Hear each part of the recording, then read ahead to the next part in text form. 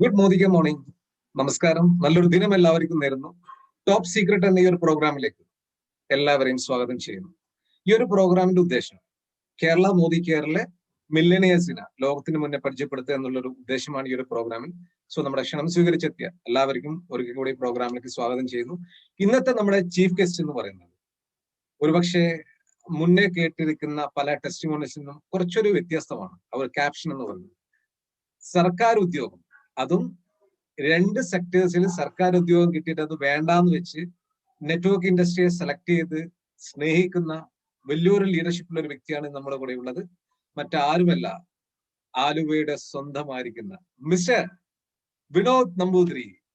വിനോദ്ജി, ഈ ഒരു പ്രോഗ്രാമിലേക്ക് സ്വാഗതം ചെയ്യും. നമസ്കാരം Jineesh. Thank you very much for inviting me today to talk to everybody. So Vinod എന്ന് പറയുന്ന ഒരു വ്യക്തി Kerala, south India, pan India, even world അടക്കം ഫേമസ് ആയ ഒരു വ്യക്തിയാണ്. സോ ഒരുപക്ഷെ ഈ ഒരു പ്രോഗ്രാം ആദ്യമായിട്ട് കാണുന്ന വ്യക്തികൾക്ക് നിങ്ങൾ എന്താണെന്നോ നിങ്ങളുടെ കുടുംബം എന്താണെന്നോ ഒരുപക്ഷെ അറിയാൻ സാധ്യതയില്ല. സോ എന്താണ് വിനോദ് നമ്പൂതിരിയുടെ ഫാമിലി? ഓക്കെ, ഞാൻ എല്ലാവർക്കും അറിയാവുന്ന പോലെ ഒരു സാധാരണ ഗ്രാമത്തിൽ ജനിച്ചു വളർന്ന ആളാണ്. നെടുമ്പാശ്ശേരിക്ക് അടുത്തുള്ള അകപ്പറമ്പ് എന്ന് പറയുന്ന ഗ്രാമത്തിലാണ് ജനിച്ചത്. എന്റെ അച്ഛൻ ഒരു അമ്പലത്തിലെ പൂജാരി ആയിരുന്നു, ശാന്തി എന്നൊക്കെ നമ്മൾ പറയുന്ന പൂജാരി ആയിരുന്നു. എന്റെ അമ്മ ഒരു മലയാള അധ്യാപികയായിരുന്നു. എനിക്ക് സഹോദരന്മാരോ സഹോദരിമാരോ ഇല്ല. ഞങ്ങളൊരു 3 പേര് അടങ്ങുന്ന ഒരു കുടുംബമായിരുന്നു. ഇപ്പോ വൈഫ്, കുട്ടി, അച്ഛൻ മരിച്ചുപോയി. വൈഫ് ഇന്ദു, മകൾ ഇപ്പൊ 10ാം ക്ലാസ് കഴിഞ്ഞ് നിൽക്കുന്നു. വൈഫിന് 2 പോസ്റ്റ് ഗ്രാജുവേഷൻ ഉണ്ട്. ആള് MBA ഫിനാൻസും MCOM ഒക്കെയാണ്. പക്ഷെ ഇപ്പൊ എന്നെ സപ്പോർട്ട് ചെയ്യുന്നു. ഈ ബിസിനസ് വളരെ സജീവമായിട്ട് സപ്പോർട്ട് ചെയ്യുന്നു. വളരെ ഹാപ്പി ആയിട്ട് പോകുന്നു. ഇതാണ് എന്റെ ഇപ്പോഴത്തെ ഒരു കുടുംബം എന്ന് പറയുന്നത്. ഇതാണ് കുടുംബം. ഓക്കെ, സന്തോഷം. സോ എന്താണ് നിങ്ങളുടെ വിദ്യാഭ്യാസം ഒക്കെ? വിദ്യാഭ്യാസം ഞാൻ അമ്മ പഠിപ്പിച്ച സ്കൂളിൽ തന്നെയാണ് 10ാം ക്ലാസ് വരെ. നെടുമ്പാശ്ശേരി മാർ അത്തനേഷ്യസ് ഹൈസ്കൂൾ എന്ന് പറയുന്ന വിദ്യാഭ്യാസ സ്ഥാപനത്തിൽ. അവിടെയാണ് അമ്മ പഠിപ്പിച്ചിരുന്നതും. അമ്മ പഠിച്ചത് അവിടെ തന്നെ. അമ്മ പഠിപ്പിച്ചു കഴിഞ്ഞ് അമ്മ മിസ്സസ് ആയത് ആ സ്കൂളിലാണ്. അപ്പൊ അവിടെ പഠിച്ചു. അതിനുശേഷം തൊട്ടടുത്തുള്ള അത്യാവശ്യം നല്ല മാർക്കോടുകൂടി 10ാം ക്ലാസ് ഡിസ്റ്റിങ്ഷനോടുകൂടി പാസ്സായി. എനിക്ക് മാത്സും സയൻസും ഒക്കെ ആയിരുന്നു ഏറ്റവും കൂടുതൽ മാർക്ക് ഉണ്ടായിരുന്നത്. അപ്പോൾ സ്വാഭാവികമായിട്ട് വീടിനടുത്തുള്ള ശങ്കര കോളേജിൽ ഫസ്റ്റ് ഗ്രൂപ്പിന് ജോയിൻ ചെയ്തു. ഫസ്റ്റ് ക്ലാസ്സോടുകൂടി പാസ്സായി. പിന്നെ സ്വാഭാവികമായിട്ട് കണക്ക് ഇഷ്ടമായതുകൊണ്ട് PSC മാത്തമാറ്റിക്സിലേക്ക് സ്വാഭാവികമായിട്ട് ആ കോളേജിലേക്ക് മാറി. അങ്ങനെ റെഗുലർ ആയിട്ടുള്ള ഒരു വിദ്യാഭ്യാസം എന്ന് പറയുന്നത് അങ്ങനെ 20ാമത്തെ വയസ്സിൽ BSc മാത്തമാറ്റിക്സോടുകൂടി അവസാനിക്കുകയാണ് ഉണ്ടായത് ബേസിക്കലി. അതിനുശേഷമാണ് പിന്നീട് 3 പോസ്റ്റ് ഗ്രാജുവേഷൻ എടുത്തതും ഇപ്പൊ PhD ചെയ്യുന്നതും ഒക്കെ. ഇപ്പോ അതിനുശേഷം ഉണ്ടായ കാര്യം ഇതാണ് വിദ്യാഭ്യാസം. സോ ആദ്യമായിട്ട് പ്രവേശിച്ച ജോലി എന്തായിരുന്നു എന്ന് കൂടെ ഒന്ന് പറയുക. ഞാൻ ആദ്യമായിട്ട് ശരിക്കും നമ്മൾ കോളേജ് വിദ്യാഭ്യാസത്തിന് ശേഷം എത്രയും പെട്ടെന്ന് സ്വന്തം കാലിൽ നിന്ന് നിൽക്കണം. അമ്മ എപ്പോഴും പറയാറുണ്ട് എന്തെങ്കിലും സ്വന്തമായിട്ട് നിൽക്കാനായിട്ട് ശ്രമം നടത്തണം എന്നുള്ളത് കൊണ്ട്. അന്ന് ഡിഗ്രി ഫൈനൽ ഇയർ പഠിക്കുമ്പോൾ തന്നെ കുറെ ആപ്ലിക്കേഷൻസ് അയച്ചിരുന്നു. അന്ന് ഒരു വലിയൊരു ആഗ്രഹം ആർമി ഓഫീസർ ആവണമെന്നൊക്കെ ആയിരുന്നു. അപ്പൊ അതിനുവേണ്ടി പ്രിപ്പറേഷൻ നടക്കുന്ന സമയത്ത് ഒരു സ്റ്റോപ്പ് ഗ്യാപ്പ് അറേഞ്ച്മെന്റ് എന്നുള്ള നിലയിൽ ആദ്യം വന്ന് വീണത് ഒരു മെഡിക്കൽ റെപ്രസെന്റേറ്റീവിന്റെ ജോലിയാണ്. അപ്പൊ അങ്ങനെ ആക്ച്വലി എന്റെ 20ാമത്തെ വയസ്സ് കംപ്ലീറ്റ് ചെയ്യുന്നത് എനിക്കിപ്പോഴും ഓർമ്മയുണ്ട്. 93 മെയ് 10ാം തീയതി ആ കമ്പനിയുടെ ട്രെയിനിങ് പ്രോഗ്രാമിന്റെ ഇടയിൽ വെച്ചിട്ടായിരുന്നു. എല്ലാവരും എന്റെ ഒരു ബർത്ത്ഡേ സെലിബ്രേറ്റ് ചെയ്തു. ടീനേജ് കഴിയുന്ന ഒരാൾ നമ്മുടെ കൂടെ വർക്ക് ചെയ്യാനുണ്ട് എന്ന് പറഞ്ഞു. അപ്പൊ അന്ന് അങ്ങനെയാണ് തുടങ്ങിയത്. അന്ന് അതിനു മുമ്പ് ഞാനൊരു മെഡിക്കൽ റെപ്രസെന്റേറ്റീവിനെ മര്യാദയ്ക്ക് കണ്ടിട്ട് പോലും ഇല്ല. പക്ഷെ ഞാൻ കാരണം കോളേജിൽ നിന്ന് നേരെ ആദ്യമായിട്ട് കിട്ടുന്ന റിസൾട്ട് അറിയണതിന് മുമ്പ് തന്നെ നമ്മൾ വർക്ക് തുടങ്ങിയതാണ്, സെയിൽസ് ആൻഡ് മാർക്കറ്റിംഗ്. അങ്ങനെ ആദ്യത്തെ ജോലി ഒരു മെഡിക്കൽ റെപ്രസെന്റേറ്റീവിന്റെ ജോലിയായിരുന്നു. സോ ആർമി എന്ന് അതിനിടയിൽ പറഞ്ഞു. സോ അത് വലിയൊരു സ്വപ്നമായിരുന്നു ആ ഒരു തുടക്ക കാലയളവിൽ അല്ലെ? പഠിക്കുന്ന കാലത്ത് മുഴുവൻ എന്റെ സ്വപ്നം പ്രീ ഡിഗ്രി, ഡിഗ്രി സമയത്തൊക്കെ വളരെ വ്യക്തമായ ഫോക്കസ് ആയിരുന്നു. ആർമി ഓഫീസർ ആവണമെന്നായിരുന്നു ആദ്യം. NCCയിലൊക്കെ വളരെ സജീവമായിരുന്നു. 5 വർഷം അതിനുവേണ്ടി വളരെയധികം ബുദ്ധിമുട്ടിയിട്ടുണ്ടായിരുന്നു. കോമ്പറ്റേറ്റീവ് എക്സാംസിന് പ്രിപ്പയർ ചെയ്യലൊക്കെ. സോ അങ്ങനെ ജോലിയിൽ പ്രവേശിച്ചു. സോ ആ ഒരു സമയത്ത് ഇങ്ങനെ ജോലി എന്നൊരു കൺസെപ്റ്റ് തന്നെ ആയിരുന്നു, അല്ലെങ്കിൽ ജീവിതത്തിൽ എന്തെങ്കിലും ഒരു ലക്ഷ്യം ഉണ്ടായിരുന്നു? സത്യത്തിൽ അത് നല്ല ജോലി. കാരണം ഞാൻ ശരിക്കും പറഞ്ഞാൽ ഒരു ലക്ഷ്യവും ഉണ്ടായിരുന്നില്ല എന്നുള്ളതാണ് സത്യം. ആകെ ഒരു ആർമി ഓഫീസർ ആവണമെന്നല്ലാതെ വേറെ ആ ലിങ്കൺ ഗ്രീൻ യൂണിഫോമും ഒരു പട്ടാളം പോലീസ് എന്നൊക്കെ പറഞ്ഞ കുറച്ച് ചെറുപ്പത്തിലുള്ള ആളുകളുടെ ഒരു സ്വപ്നം പോലെ എനിക്കും ആർമിയിലാവണം. അപ്പൊ NCCയിൽ എന്തായാലും വളരെ നന്നായിട്ട് ഷൈൻ ചെയ്യുന്നുണ്ടായിരുന്നു. അപ്പൊ ഞാൻ വിചാരിച്ചു കിട്ടും. മാത്സും ഇംഗ്ലീഷും ഞാൻ കുറച്ച് സ്ട്രോങ് ആയിരുന്നു. ജനറൽ നോളജും കൂടി പഠിച്ചു കഴിഞ്ഞാൽ കമ്പൈൻഡ് ഡിഫൻസ് സർവീസ് എക്സാമിനേഷൻ പാസ്സാവുകയാണെങ്കിൽ 30 സീറ്റോളം സി സർട്ടിഫിക്കറ്റുകാർക്ക് അന്ന് റിസർവേഷൻ ഉണ്ടായി. അപ്പൊ ഞാൻ വിചാരിച്ചു ഉറപ്പായിട്ട് കിട്ടുന്നുള്ളൊരു ഓവർ കോൺഫിഡൻസുമായിട്ടായിരുന്നു ഞാൻ ഡിഗ്രി ഒക്കെ പഠിച്ചിരുന്നത് ശരിക്കും പറഞ്ഞു. പക്ഷെ മെഡിക്കൽ എക്സാമിനേഷൻ വന്നപ്പോ SSB ഇന്റർവ്യൂ കഴിഞ്ഞിട്ട് മെഡിക്കലില് എന്റെ ഇടത്തെ കണ്ണിന് 2 - ആണെന്നുള്ള കാര്യം അപ്പോഴാണ് മനസ്സിലായത്. അത് അങ്ങനെയുള്ള സിലിണ്ടറിക്കൽ ആയി കൂടിയാണ്. അപ്പൊ പെർമനന്റ് ആയിട്ട് നമ്മൾ മിസ്ഫിറ്റ് ആവുമായിരുന്നു ചെയ്തത്. അപ്പൊ ആകെ ഒരു ഷോക്കിംഗ് ആയിട്ടുള്ള ഒരു സമയത്ത് മറ്റൊന്നും ചെയ്യാനില്ലാത്തൊരു അവസ്ഥയായി കൂടെ ഞാൻ കടന്നുപോയിട്ടുണ്ട്. ജിനീഷ് ചോദിച്ച പോലെ വൺസ് എന്റെ സ്വപ്നങ്ങൾ തകർന്ന് തരിപ്പണമായ ആ ഒരു സമയത്ത്, കാരണം ഞാൻ വളരെ കമ്മീഷന്റെ ഓഫീസർ ആവും, അത് കഴിഞ്ഞ് ക്യാപ്റ്റൻ ആവണം, മേജർ ആവണം, ലെഫ്റ്റനന്റ് കേണൽ ആവണം, ബ്രിഗേഡിയർ ആവണം എന്നൊക്കെ പറഞ്ഞ് കംപ്ലീറ്റ് പഠിച്ചു വെച്ചിരിക്കുന്നു. അന്നൊരു ജനറൽ SF റോഡ്രിക്സ് ഒക്കെ ആയിരുന്നു chief of the army staff. അപ്പൊ അങ്ങനെയൊക്കെ ആവണം എന്നൊക്കെ വിചാരിച്ച് തുടങ്ങിയത് പെട്ടെന്ന് സ്വപ്നങ്ങളെല്ലാം തകർന്ന് തരിപ്പണമായ ഒരു സാഹചര്യത്തിലൂടെ കടന്നു പോയിട്ടുണ്ട്. പക്ഷെ അന്ന് അപ്പോഴേക്കും നമ്മൾ പതുക്കെ പതുക്കെ സെയിൽസിലൊക്കെ ഒന്ന് പിടിച്ച് നിന്ന് തുടങ്ങിയത് കൊണ്ട് വേറെ ഓപ്ഷൻസ് ഒന്നും ഉണ്ടായിരുന്നില്ല. ഇത്രയും ശമ്പളം വാങ്ങിക്കാനായിട്ട് വേറെ വഴിയില്ലാത്തതുകൊണ്ട് അത് കണ്ടിന്യൂ ചെയ്തു. അങ്ങനെയാണ് ഉണ്ടായത്. ഓക്കെ, അപ്പൊ അങ്ങനെ നമുക്ക് എല്ലാവർക്കും പ്രേക്ഷകർക്കൊക്കെ അടക്കം മനസ്സിലാക്കാം, വലിയൊരു സ്വപ്നം ഇല്ലാകുന്ന ഒരു സിറ്റുവേഷൻ ഒരിക്കൽ ഫേസ് ചെയ്യുണ്ടായി. സോ അവിടെ നിന്ന് ജോലിയിലേക്ക് മുന്നോട്ട് പോയിക്കൊണ്ടിരിക്കുകയായിരുന്നു തുടക്ക കാലയളവിൽ. സോ എപ്പോഴാണ് PSCയുടെ ഭാഗമായിട്ട് ഗവൺമെന്റ് സെക്ടേഴ്സിലൊക്കെ കിട്ടാനിടയായ ഒരു സാഹചര്യം കൂടി ഒന്ന് പറയും? ജിനീഷ്, അത് ഞാൻ ഈ സത്യം പറഞ്ഞാല് ഒരു പ്രിപ്പറേഷൻ, ഒരു പ്രാക്ടീസ് എന്നുള്ള നിലയിൽ മാത്രമാണ് PSCകൾ എഴുതാറ്. ഞാൻ സത്യം പറഞ്ഞാൽ ഇന്ത്യയിലെ ഏറ്റവും ബെസ്റ്റ് ഓഫ് ദ ബെസ്റ്റ് കിട്ടണം, അതുപോലെ IAS IPS ലെവലിൽ പോകണം, അല്ലെങ്കിൽ ആർമി നേവി എയർഫോഴ്സിൽ ഓഫീസർ ലെവലിൽ മൂവ് ചെയ്യണം എന്ന് മാത്രം സ്വപ്നം കണ്ടിട്ടുള്ള ഒരാളാണ്. അപ്പൊ അതിനിടയ്ക്ക് ഒരു പ്രാക്ടീസ് സെഷൻ എന്നുള്ള രീതിയിൽ മാത്രമാണ് PSCകൾ എഴുതാറ്. അന്ന് ഒരു പ്രിപ്പറേഷന്റെ ഭാഗമായിട്ട് നല്ല രീതിയിൽ പ്രിപ്പയർ ചെയ്തതുകൊണ്ട് ഇത് എളുപ്പമായിട്ട് ഭവിച്ചു എന്ന് മാത്രമേ ഉള്ളൂ. അല്ലാതെ ഒരു PSC ഫോക്കസ് ചെയ്തിട്ട് ഞാൻ ഒരിക്കലും ഒന്നും ചെയ്തിട്ടില്ല. അത് വന്നു വീണു. വരുമ്പോ നമുക്കറിയാലോ, കേരളത്തിലെ PSC ഒക്കെ വരുമ്പോ റിസൾട്ട് വരുമ്പോ 5 വർഷമൊക്കെ കഴിയും. അപ്പൊ അന്ന് നമ്മൾ എഴുതിയതൊക്കെ പിന്നീട് ഒരു 4-5 വർഷം കഴിഞ്ഞ് വന്നു. അപ്പോഴേക്കും നമ്മളൊക്കെ ഈ ഒരു സെയിൽസ് ആൻഡ് മാർക്കറ്റിംഗിൽ പിടിച്ചു നിന്നു, വളരെ സക്സസ്ഫുൾ ആയിട്ട് നീങ്ങുന്നു. നമ്മുടെ ലൈഫ് സ്റ്റൈലൊക്കെ പതുക്കെ മാറി തുടങ്ങി. സ്വന്തം വീടും അല്ലെങ്കിൽ സ്വന്തം വണ്ടിയും അത്യാവശ്യം തിരക്കേടില്ലാത്ത ശമ്പളമൊക്കെ 10-25 വയസ്സായപ്പോഴേക്കും കിട്ടി തുടങ്ങി. അപ്പൊ എന്നെ സംബന്ധിച്ചിടത്തോളം ലീവ് എടുക്കാൻ ഒരു പ്രൊവിഷൻ ഉള്ളതുകൊണ്ട് ഞാൻ കയറി അപ്പൊ തന്നെ ലീവ് എടുത്ത് പുറത്ത് കിടക്കാറാണ് പതിവ്. ഓക്കെ, അപ്പോ എല്ലാവരും കുതിക്കുന്ന ഒരു കാര്യമാണ് സർക്കാർ ഉദ്യോഗം എന്നുള്ളത്. അങ്ങനെ ഒരു സർക്കാർ ഉദ്യോഗം ആദ്യം നാട്ടിൽ തന്നെ കിട്ടിയിട്ടും വലിയൊരു സ്വപ്നം ഉള്ളത് കൊണ്ട് അതിൽ നിന്ന് ലീവ് എടുത്തിട്ട് വന്നു അല്ലെ. എനിക്കറിയാവുന്ന മറ്റൊരു കാര്യം കൂടെ, രണ്ടാമതും മറ്റൊരു ജോലി കൂടെ നിങ്ങളെ സർക്കാരിന്റെ ഭാഗത്ത് നിന്ന് തേടി എത്തി എന്നുള്ളതാണ്. അതും കൂടെ ഒന്ന് പ്രേക്ഷകർക്ക് വേണ്ടി ഒന്ന് പറയാമോ? ജിനീഷ്, അതൊക്കെ PSCയുടെ ഗവൺമെന്റ്, നമ്മുടെ കേരള ഗവൺമെന്റിനുള്ള പ്രത്യേകതകളാണ്. ഇതൊക്കെ എഴുതിയത് ആദ്യത്തെ ഒരു വർഷം എല്ലാം എഴുതി തീർത്തതാണ്. പക്ഷെ വന്ന് വിളിക്കുമ്പോ പലരും പല സമയത്തായിട്ട് വന്നുവെന്ന് മാത്രമേ ഉള്ളൂ ആക്ച്വലി. അപ്പൊ എന്നെ സംബന്ധിച്ചിടത്തോളം ഇതിപ്പോ ഒരു വലിയ സ്വപ്നത്തിന്റെ ഭാഗമായിട്ട് എന്ന് പറയുന്നതിനേക്കാൾ ഉപരിയായിട്ട് എനിക്ക് ഇഷ്ടമല്ലാത്ത, ഇരുന്ന് ചെയ്യുന്ന അല്ലെങ്കിൽ മടുപ്പിക്കുന്ന, ഒരു പ്രൊമോഷനും കിട്ടാത്ത, നമ്മുടെ കഴിവുകളൊന്നും പുറത്തെടുക്കാൻ പറ്റാത്ത രീതിയിലുള്ള ഒരു ജോലി നമ്മൾ കാലാകാലത്തോളം ജയിലിൽ കിടക്കണ പോലെ ഇരിക്കുന്നതിനോട് എനിക്കൊരു താല്പര്യവും ഉണ്ടായിരുന്നില്ല. ഒരുപക്ഷെ 20ാമത്തെ വയസ്സിൽ മാത്രം അപ്പൊ തന്നെ കിട്ടിയിരുന്നെങ്കിൽ ഒരുപക്ഷെ ഞാൻ ഇരുന്ന് പോയേനെ, മറ്റു ലോകമൊന്നും കാണാത്തൊരവസ്ഥ ഉണ്ടായിരുന്നെങ്കിൽ. പക്ഷെ ഇപ്പൊ നമ്മളെ സംബന്ധിച്ചിടത്തോളം പുറം ലോകം കണ്ടു, അത്യാവശ്യം തെറ്റില്ലാത്ത രീതിയിൽ ഞാൻ നന്നായി പെർഫോം ചെയ്യുന്നതുകൊണ്ട് ഒരിക്കലും എനിക്ക് ഒരു അടച്ചിടപ്പെടുത്ത ഒരു സംഗതി പറ്റില്ല എന്നുള്ളതുകൊണ്ട് എന്റെ ടാലന്റും സ്കില്ലും അല്ലെങ്കിൽ എന്റെ സ്വാഭാവികമായിട്ടുള്ള കഴിവുകൾ ഒന്നും പുറത്തെടുക്കാൻ പറ്റില്ല എന്നുള്ളതുകൊണ്ട് അതുകൊണ്ടാണ് ഞാൻ അവിടെ ഇരിക്കാത്തത്. അല്ലാതെ ഒരു വലിയ സ്വപ്നം എന്നൊന്നും പറയാനില്ല, അതൊരു നരകമാണ് എന്നുള്ളത് കൊണ്ട് മാത്രം ഞാൻ അത് ചെയ്തില്ലെന്ന് മാത്രം. എനിക്കത് ഒട്ടും ശരിയാവില്ല എന്ന് എനിക്കറിയായിരുന്നു, അതുകൊണ്ടാണ്. ഒരുപക്ഷെ ഈ പ്രോഗ്രാം കാണുന്ന പ്രേക്ഷകർ പോലും അല്ലെ നമ്മുടെ കൺസൾട്ടൻസും പോലും അത്ഭുതപ്പെടുന്ന ഒരു കാര്യം, സെക്രട്ടേറിയറ്റിലെ ഫിനാൻഷ്യൽ ഡിപ്പാർട്ട്മെന്റ് എന്ന് പറയുന്നത് അത്യാവശ്യം എല്ലാ ആൾക്കാരും കുതിക്കുന്ന ഒരു വലിയൊരു ജോലിയാണ്. സോ ആ ഒരു ജോലി ഞാൻ എവിടെയോ നിങ്ങളുടെ ഏതോ വീഡിയോസിലോ കാണുകയുണ്ടായി. റിച്ച് ഡാഡ് പുവർ ഡാഡ് എന്ന് പറയുന്ന ഒരു ബുക്സ് വായിച്ചപ്പോഴാണ് നിങ്ങൾ ജീവിതത്തിൽ നിന്ന് മാറ്റി ചിന്തിക്കുകയുണ്ടായി എന്ന് പറഞ്ഞു. അപ്പൊ എന്താണ് ഈ ഒരു സർക്കാർ ഉദ്യോഗം ഇരിക്കുകയാണോ ആ ബുക്ക് വായിക്കാൻ ഇടയുണ്ടായത്, അല്ലെങ്കിൽ അത് വേണ്ടാന്ന് വെച്ച് ലീവിൽ വന്നതിന് ശേഷമാണോ? അതെങ്ങനെയായിരുന്നു ആ അനുഭവം? അത് ഇത് ശരിക്കും പറഞ്ഞാൽ ഓരോ കാലഘട്ടത്തിൽ നമ്മൾ വളരെ ഓപ്പൺ ആയിട്ട് വളരെ സ്വതന്ത്രമായി മൂവ് ചെയ്യുമ്പോൾ നമ്മളിലേക്ക് കാര്യങ്ങൾ സ്വമേധയാ വരുമെന്ന് പറയുന്ന പോലെ ഒരു സ്വാഭാവിക പരിണതിയിലൂടെ സംഭവിച്ചതാണ്. അതായത് നമ്മള് ആദ്യം ഒരു സ്റ്റോപ്പ് ഗ്യാപ്പ് അറേഞ്ച്മെന്റിലൂടെ ഇരുന്ന് ആർമി ഓഫീസർ ആവാൻ ശ്രമിക്കുന്നു. അത് കിട്ടാതെ വരുമ്പോൾ സ്വാഭാവികമായിട്ട് തിരിച്ചു വന്ന് സെയിൽസിലും മാർക്കറ്റിംഗിലും ഒന്നുകൂടി ശ്രദ്ധിക്കുന്നു. അപ്പൊ വളരെ നന്നായിട്ട് പെർഫോം ചെയ്യാൻ പറ്റുന്നു. ഇതിനിടയിൽ 2 സർക്കാർ ജോലികൾ വന്നെങ്കിലും ലീവ് എടുക്കാനുള്ള പ്രൊവിഷൻ ഉള്ളതുകൊണ്ട് ലീവ് എടുത്തിട്ട് നമ്മൾ തിരിച്ച് ഇതേപോലെ വളരെ സന്തോഷകരമായിട്ട് നമ്മുടെ സെയിൽസ് ട്രെയിനിങ്ങുകളൊക്കെ മുന്നോട്ട് കൊണ്ടുപോകുന്നു. ഇതിനിടയിൽ അവിടെയാണ് എന്റെ ഒരു സംഗതി വരുന്നത്. അതായത് സ്വാഭാവികമായിട്ട് ഫാർമയിലുള്ള ആളുകൾ മുഴുവൻ ഇൻഷുറൻസിലേക്ക് ചേക്കേറുന്ന ഒരു സമയം ഉണ്ടായിരുന്നു. കാരണം വ്യക്തിപരമായിട്ട് കുറച്ചും കൂടി ബിൽഡ് ചെയ്യാൻ പറ്റുന്ന ഒരു സാഹചര്യം ആയതുകൊണ്ട്, ട്രെയിനിങ്ങിന് കുറച്ച് താല്പര്യമുള്ളതുകൊണ്ട്, കൂടുതൽ ശോഭിക്കാൻ പറ്റുന്ന ഇൻഷുറൻസ് ആയതുകൊണ്ട് ഞാൻ ഫാർമയിൽ നിന്ന് ഇൻഷുറൻസിലേക്ക് കിടക്കുന്നു. അങ്ങനെ അതിലും വളർന്നുകൊണ്ടിരിക്കുന്നു. അങ്ങനെ കരിയർ വൈസ് ഇങ്ങനെ പോയിക്കൊണ്ടിരിക്കുന്ന സമയത്ത് വായിക്കാൻ ഇടവന്ന ഒരു പുസ്തകമാണ് റിച്ച് ഡാഡ് പൂർ ഡാഡ്.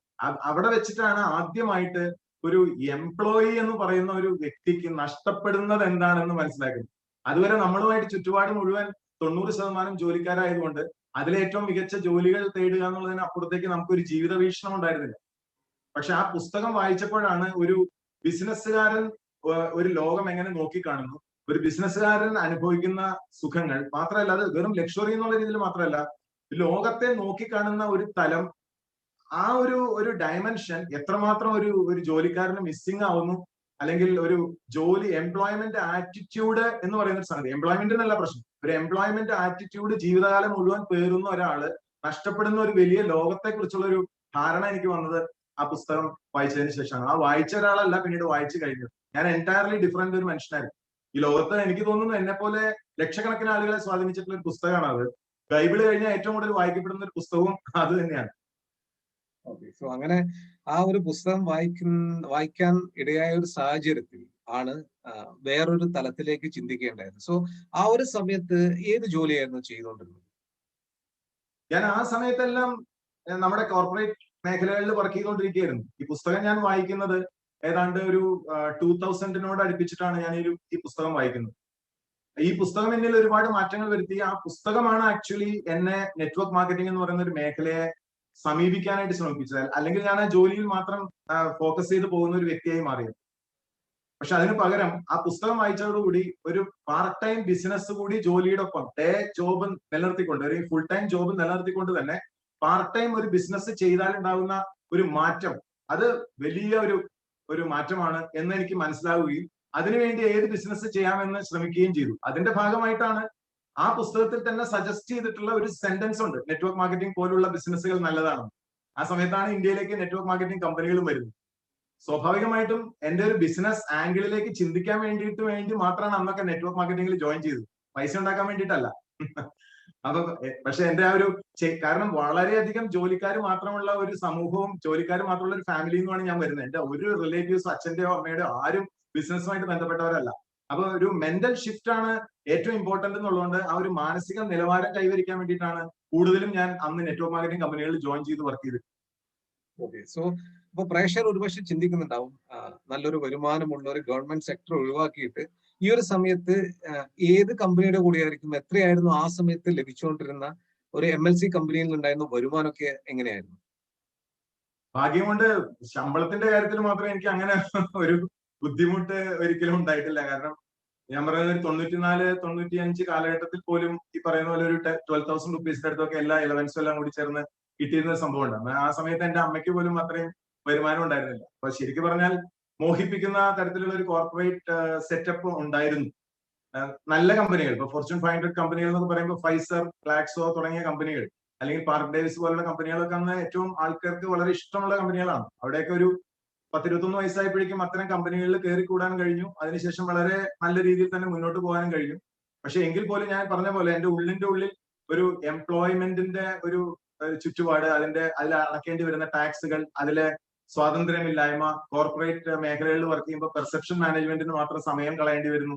ഇങ്ങനെ ധാരാളം ബുദ്ധിമുട്ടുകൾ, ടാർഗറ്റ്സ്, അതിന്റെ പ്രഷർ, ചിലപ്പോൾ അൺറിയലിസ്റ്റിക് ആയിട്ടുള്ള എക്സ്പെക്ടേഷൻസ് ആയിരിക്കും. അപ്പൊ അങ്ങനെയൊക്കെ വരുമ്പോൾ ഒരുപാട് നമ്മൾ സ്വാതന്ത്ര്യം എന്ന് പറയുന്ന ഒരു പോയിന്റ് എന്നെ സംബന്ധിച്ചിടത്തോളം എന്റെ ലൈഫിലെ ഏറ്റവും വലിയ ഇമ്പോർട്ടന്റ് ആയിട്ടുള്ള സംഗതി പണമല്ല, സ്വാതന്ത്ര്യമാണ്. എല്ലാ കാലത്തും അത് തന്നെയാണ്. ഞാൻ സ്വതന്ത്രമായിട്ട് അങ്ങനെ പോകാൻ ആഗ്രഹിക്കുന്ന ഒരാളാണ്. അപ്പൊ അതിന് ഒരിക്കലും ഒരു ജോലിയുടെ സാഹചര്യം അനുവദിച്ച് തരില്ല. അത് ജോലിയുടെ കുഴപ്പമോ ആ കമ്പനിയുടെ കുഴപ്പമൊന്നുമല്ല, നമുക്ക് നമ്മുടെ ഒരു നേച്ചറിന് അത് ഫിറ്റ് ആവില്ല എന്നുള്ളത് കൊണ്ട് നമുക്ക് എപ്പോഴും സ്വതന്ത്രമായിട്ട് നടക്കണമെന്ന് ഇഷ്ടമാണ്. അതിന് ഏറ്റവും ഉതകുന്ന ഒരു ബിസിനസ്സാണ് നെറ്റ്വർക്ക് മാർക്കറ്റിംഗ് എന്നുള്ളതുകൊണ്ടാണ് എനിക്ക് വളരെയധികം അടുപ്പം ഉണ്ടായത്. എല്ലാ കാലത്തും ഞാനൊരു 98 ഇവിടെ നെറ്റ്വർക്ക് മാർക്കറ്റിംഗ് വന്ന അന്ന് മുതലേ പല കമ്പനികളിലായിട്ട് മൂവ് ചെയ്തിട്ടുണ്ട്. പല കമ്പനികളിൽ സ്വയം വലിച്ചെറിഞ്ഞ് നമ്മൾ അതിന്റെ മീറ്റിങ്ങുകളിൽ പോകും, ട്രെയിനിങ്ങുകളിൽ പോകും, ആളുകളുമായിട്ട് കോൺടാക്ട് ചെയ്യും. അങ്ങനെ ഒരുപാട് കാര്യങ്ങൾ നമ്മൾ സ്വയം വലിച്ചെറിഞ്ഞ് പഠിക്കാൻ ശ്രമിച്ചിട്ടുണ്ട്. സോ സാധാരണ 99% ആൾക്കാരും ഇവിടെ കാണപ്പെടുന്നത് ഈ നെറ്റ്വർക്ക് ഇൻഡസ്ട്രീന്റെ ചരിത്രവും വലിപ്പവും ഒക്കെ അയാളിലേക്ക് എത്തിയിട്ട് അയാളെ ഫോഴ്സ് ചെയ്തിട്ടാണ് ഇവിടെ കടന്നു വരുന്നത്. 99% ആൾക്കാർ. അതിൽ 1% ആൾക്കാർ മാത്രമേ ഉള്ളൂ ഈ ഒരു ഇൻഡസ്ട്രിയാണ് ഏറ്റവും ബെസ്റ്റ് എന്ന് മനസ്സിലാക്കിയിട്ട് ഇങ്ങോട്ട് വന്ന് ജോയിനിങ് ഒക്കെ നടത്തുന്നത്. സോ ഞാൻ കേട്ടിട്ടുണ്ട് വിനോദ് എന്ന് പറയുന്ന ഒരു വ്യക്തി ഇങ്ങോട്ടേക്ക് മോദി കേന്ദ്രത്തിലേക്ക് അപ്രോച്ച് ചെയ്തിട്ട് സ്വയം തീരുമാനമെടുത്ത് ജോയിൻ ചെയ്യുക എന്നുള്ളത്. സോ അത് പ്രേക്ഷകരോടൊന്ന് പറഞ്ഞു കൊടുത്തു കഴിഞ്ഞാൽ അവർക്ക് വലിയൊരു തോട്ട് പ്രോസസ്സിന് ഒരു മാറ്റം കുറിക്കുന്നതായിട്ട് പോകാം. തീർച്ചയായിട്ടും അത് വളരെ ഇമ്പോർട്ടന്റ് ആയിട്ടുള്ള ഒരു പോയിന്റ് തന്നെയാണ്. കാരണം ഇത്രയും കാലം ഞാൻ പറഞ്ഞല്ലോ, ഒരു 98 മുതൽ ഞാൻ ഈ വ്യവസായത്തെ വളരെയധികം നിരീക്ഷിക്കുകയും സ്വയം വലിച്ചെറിഞ്ഞ് പല കമ്പനികളിലൂടെ, അത് ബൈനറി ഉണ്ടായിരുന്നു, അതിനകത്ത് മറ്റ് പല സിസ്റ്റമുള്ള കമ്പനികളിലും സ്വയം വലിച്ചെറിഞ്ഞ് പഠിക്കാനായിട്ട് ശ്രമിക്കുകയും ഈ കമ്പനികളിൽ ഒന്നും തന്നെ എന്റെ ഒരു ശമ്പളത്തിന്റെ അടുത്ത് പോലും എല്ലാ മാസവും എനിക്ക് വരുമാനം എത്തിക്കാൻ കഴിഞ്ഞിട്ടില്ല എന്നുള്ളത് കൊണ്ട് തന്നെ സ്വാഭാവികമായിട്ടും പാർട്ട് ടൈം ആയിട്ട് മാത്രമേ എനിക്ക് അതൊക്കെ ചെയ്യാൻ കഴിഞ്ഞിട്ടുള്ളൂ. പക്ഷെ അവിടെ നിന്ന് ഞാൻ പഠിച്ച ഒരു കാര്യം എന്താണെന്ന് വെച്ചാൽ, നല്ല കമ്പനികളുടെ മാർക്കറ്റിംഗ് പ്ലാൻ മോശമായിരുന്നു. അപ്പൊ അതുകൊണ്ട് ഒരു വരുമാനം നേടിത്തരുന്നതിൽ അത്തരം കമ്പനികൾ അന്ന് ആ കാലങ്ങളിൽ പരാജയപ്പെട്ടു. മാർക്കറ്റിംഗ് പ്ലാൻ നന്നായിരുന്ന, മെച്ചമുണ്ടായിരുന്ന കമ്പനികളാകട്ടെ അവരുടെ പ്രൊഡക്ട്സ് മോശമായിരുന്നു, അല്ലെങ്കിൽ അവരുടെ സിസ്റ്റം മോശമായിരുന്നു, പ്രോസസ്സ് മോശമായിരുന്നു, വാല്യൂ സിസ്റ്റം ഉണ്ടായിരുന്നില്ല. അപ്പൊ ആ കമ്പനികൾ ഇല്ലാതായി പോകും. അപ്പൊ ആ കാലഘട്ടങ്ങളിൽ വർക്ക് ചെയ്തിരുന്ന ആളുകൾക്കൊക്കെ അനുഭവിക്കേണ്ടി വന്നത്, തിയറിറ്റിക്കലി നെറ്റ്വർക്ക് മാർക്കറ്റിംഗിന്റെ എല്ലാ കാര്യങ്ങളും നമുക്കറിയാം, ലിവറേജ് അറിയാം, അത് തരുന്ന മൾട്ടിപ്ലിക്കേഷന്റെ സാധ്യതകൾ അറിയാം, പാസീവ് ഇൻകം റെസിജ്വൽ ഇൻകം ഒക്കെ അറിയാമെങ്കിൽ പോലും പ്രായോഗിക തലത്തിൽ അത് വർക്ക് ചെയ്യാൻ പാകത്തിനുള്ള ഒരു വെഹിക്കിൾ ഉണ്ടായിരുന്നില്ല എന്നുള്ളതാണ് അതിൽ ഏറ്റവും വലിയൊരു പ്രശ്നം ഉണ്ടായിരുന്നു ആ കാലഘട്ടങ്ങളിൽ. അത് എനിക്ക് അത്രയും അധികം സഫർ ചെയ്യേണ്ടി വരുന്നില്ല എന്ന് പറയാൻ കാരണം, ഞാൻ എപ്പോഴും ഒരു ജോലിയുടെ കൂടെ ചെയ്തിരുന്നതുകൊണ്ട് എനിക്ക് അത് സഫർ ചെയ്യേണ്ടി വന്നിട്ടില്ല. പക്ഷേ എന്തെങ്കിലും ഒരിക്കൽ ഒരു വളരെ സീരിയസ് ആയിട്ട് നെറ്റ്വർക്ക് മാർക്കറ്റിംഗിലേക്ക് ഇൻവോൾവ് ചെയ്യുകയും ഒരു ഫ്രീഡം ത്തിന് വേണ്ടി വർക്ക് ചെയ്യുകയും ചെയ്യേണ്ടി വരുമ്പോൾ നല്ലൊരു കമ്പനി ചൂസ് ചെയ്യണം എന്നുള്ള കാര്യം 100% എനിക്ക് അപ്പോഴേക്കും ബോധ്യമായിരുന്നു. ഞാൻ എന്റേതായിട്ടുള്ള ഒരു റിസർച്ചും ഗവേഷണവും അന്ന് തന്നെ തുടങ്ങിയിരുന്നു. അക്കാഡമിക്കലി റിസർച്ച് ഇപ്പോഴേ തുടങ്ങിയുള്ളെങ്കിലും അന്ന് മുതലേ നമ്മൾ വളരെ സീരിയസ് ആയിട്ട് നല്ല കമ്പനികളെ പഠിക്കാൻ ശ്രമിച്ചിരുന്നു എന്നുള്ളതാണ്. അങ്ങനെ എന്റെ പഠനത്തിനൊടുവിൽ ഞാൻ കണ്ടെത്തിയ ഒരു കമ്പനിയാണ്. എന്റെ കറക്റ്റ് ഡിസിഷൻ ആയിരുന്നു മോദി കെയർ. സോ ഓക്കെ, അങ്ങനെ സ്വയം തീരുമാനിച്ചു മോദി കെയറിൽ ജോയിനിങ് ചെയ്തു. സോ തുടക്ക കാലയളവിൽ എന്തെങ്കിലും വെല്ലുവിളിയൊക്കെ ഫേസ് ചെയ്യേണ്ടി വന്നിരുന്നു? ഏറ്റവും വലിയ വെല്ലുവിളി ഞാൻ തന്നെയായിരുന്നു എനിക്ക്. കാരണം എന്റെ ഒരു കരിയറിന്റെ ഗ്രോത്തിൽ ഈ പാർട്ട് ടൈം ആയിട്ട് നെറ്റ്വർക്ക് മാർക്കറ്റിംഗ് ഒക്കെ ചെയ്ത് അധികം ഫോക്കസ് ജോലിയിൽ ചെയ്യാതെ ഒക്കെ നടന്നുകൊണ്ട് പലപ്പോഴും കരിയറിൽ ഫോക്കസ് ചെയ്യാറില്ല. എനിക്ക് ഇഷ്ടമുള്ള ട്രെയിനിങ്ങും ഇഷ്ടമുള്ള സെയിൽസും ഒക്കെ ആയിട്ട് ഞാൻ അങ്ങനെ ഇഷ്ടമുള്ള സാഹചര്യങ്ങളൊക്കെ മാറി മാറി നടക്കുക ചെയ്തിരുന്നത്. ആദ്യമായിട്ടാണ് ഒരു കരിയറിൽ ഒരു നല്ല ഒരു പൊസിഷൻ, റിലയൻസിന്റെ ഒരു വെർട്ടിക്കൽ ഹെഡ് ചെയ്യാനുള്ള ഒരു ഓപ്പർച്യൂണിറ്റി, അതിന്റെ ഒരു വെർട്ടിക്കൽ ഹെഡ് ആയിട്ട് എനിക്ക് വീടിന്റെ അടുത്ത് തന്നെ കിട്ടി. ശമ്പളമൊക്കെ ഏതാണ്ട് ഒരു 1.5 ലക്ഷം രൂപയൊക്കെ ശമ്പളം കിട്ടുന്ന ഒരു അവസ്ഥയിലേക്ക് വളരെ കംഫർട്ടബിൾ ആയിട്ട് വരുന്ന ഒരു സമയത്താണ് നമ്മുടെ മോദി കെയറിന്റെ ഒരു വരവ്. അപ്പൊ ആ സമയത്ത് ഈ 1.5 ലക്ഷം രൂപയുടെ ഒരു സ്വർണ്ണവിലങ്ങ് പൊട്ടിക്കുക എന്ന് പറയുന്നത് അത്ര എളുപ്പമുള്ള കാര്യമായിരുന്നില്ല. അപ്പൊ അതിന് നല്ല ഉത്തരവാദിത്തമുള്ള ജോലിയാണ്. രാവിലെ മുതൽ വൈകുന്നേരം വരെ ഇരിക്കണം, സമയം നോക്കാതെ വർക്ക് ചെയ്യണം. അറിയാലോ, റിലയൻസ് പോലെ ഒരു കമ്പനിയിലൊക്കെ വളരെ പ്രഷർ എന്ന് പറഞ്ഞാൽ നിങ്ങൾക്ക് ചിന്തിക്കുന്നതിന് അപ്പുറത്താണ്. അപ്പൊ അങ്ങനെയുള്ള ഒരു കമ്പനിയിൽ, ടാർഗറ്റ് ഉള്ള കമ്പനിയിൽ വൈകുന്നേരങ്ങളിൽ സമയം കണ്ടെത്തുക, രാവിലെ സമയം കണ്ടെത്തുക എന്ന് പറയുന്നത് ഭയങ്കര ബുദ്ധിമുട്ടാണ്. അപ്പൊ ഈ സമയത്ത് എങ്ങനെയെങ്കിലും ഇത് പുറത്ത് കിടക്കണമെങ്കിൽ ഈ 1.5 ലക്ഷം രൂപയുടെ വരുമാനത്തിലേക്ക് ഇവിടെ എത്തിക്കുക എന്ന് പറയുന്ന ഒരു വലിയ ചലഞ്ചായിരുന്നു. അതിനുള്ള സമയം കണ്ടെത്തലായിരുന്നു ഏറ്റവും വലിയ വെല്ലുവിളി. പക്ഷെ നമ്മൾ ഏതാണ്ട് രാവിലെ എഴുന്നേൽക്കും, ഒരാളെ കാണും, അത് കഴിഞ്ഞ് ഓഫീസ് അവേഴ്സ് കഴിഞ്ഞ് 2 പേരെ കാണും, ഒരു ദിവസം 3 പേരെ കണ്ടില്ലെങ്കിൽ രാത്രി ഭക്ഷണം കഴിക്കില്ല എന്നൊക്കെ പറഞ്ഞ് സ്വയം ടാർഗറ്റ് ഒക്കെ ഇട്ടിട്ടാണ് എത്തിയത്. അങ്ങനെ ചില ഈ ഒരു പ്രോസ്പെക്ട്സ് എന്ന് പറയുന്നത് ഫ്രണ്ട് സർക്കിളിലെ ലിസ്റ്റ് ആണോ, കുടുംബത്തിലുള്ള ലിസ്റ്റ് ആണോ, ആരെയാണ് തുടക്ക കാലയളവിലൊക്കെ കണ്ടു തുടങ്ങിയത്? നല്ലൊരു ചോദ്യം. കാരണം സ്വാഭാവികമായിട്ടും നമ്മുടെ ലിസ്റ്റ് ഇടുമ്പോൾ നമ്മളെപ്പോഴും സുഹൃത്തുക്കളും ബന്ധുക്കളൊക്കെ വെച്ച് തന്നെയാണ് തുടങ്ങിയത്. പക്ഷെ നിർഭാഗ്യവശാൽ എന്റെ നാട്ടിലോ വീട്ടിലോ അല്ലെങ്കിൽ എന്റെ കൂടെ വർക്ക് ചെയ്യുന്ന ആൾക്കാർ ആരോ ഒന്നും ഇതിനകത്ത് കണക്റ്റഡ് ആവാനോ, അല്ലെങ്കിൽ അപൂർവം ചിലർ കണക്റ്റഡ് ആയെങ്കിൽ അവർ വർക്ക് ചെയ്യാനോ ഒന്നും തയ്യാറായിട്ടില്ല.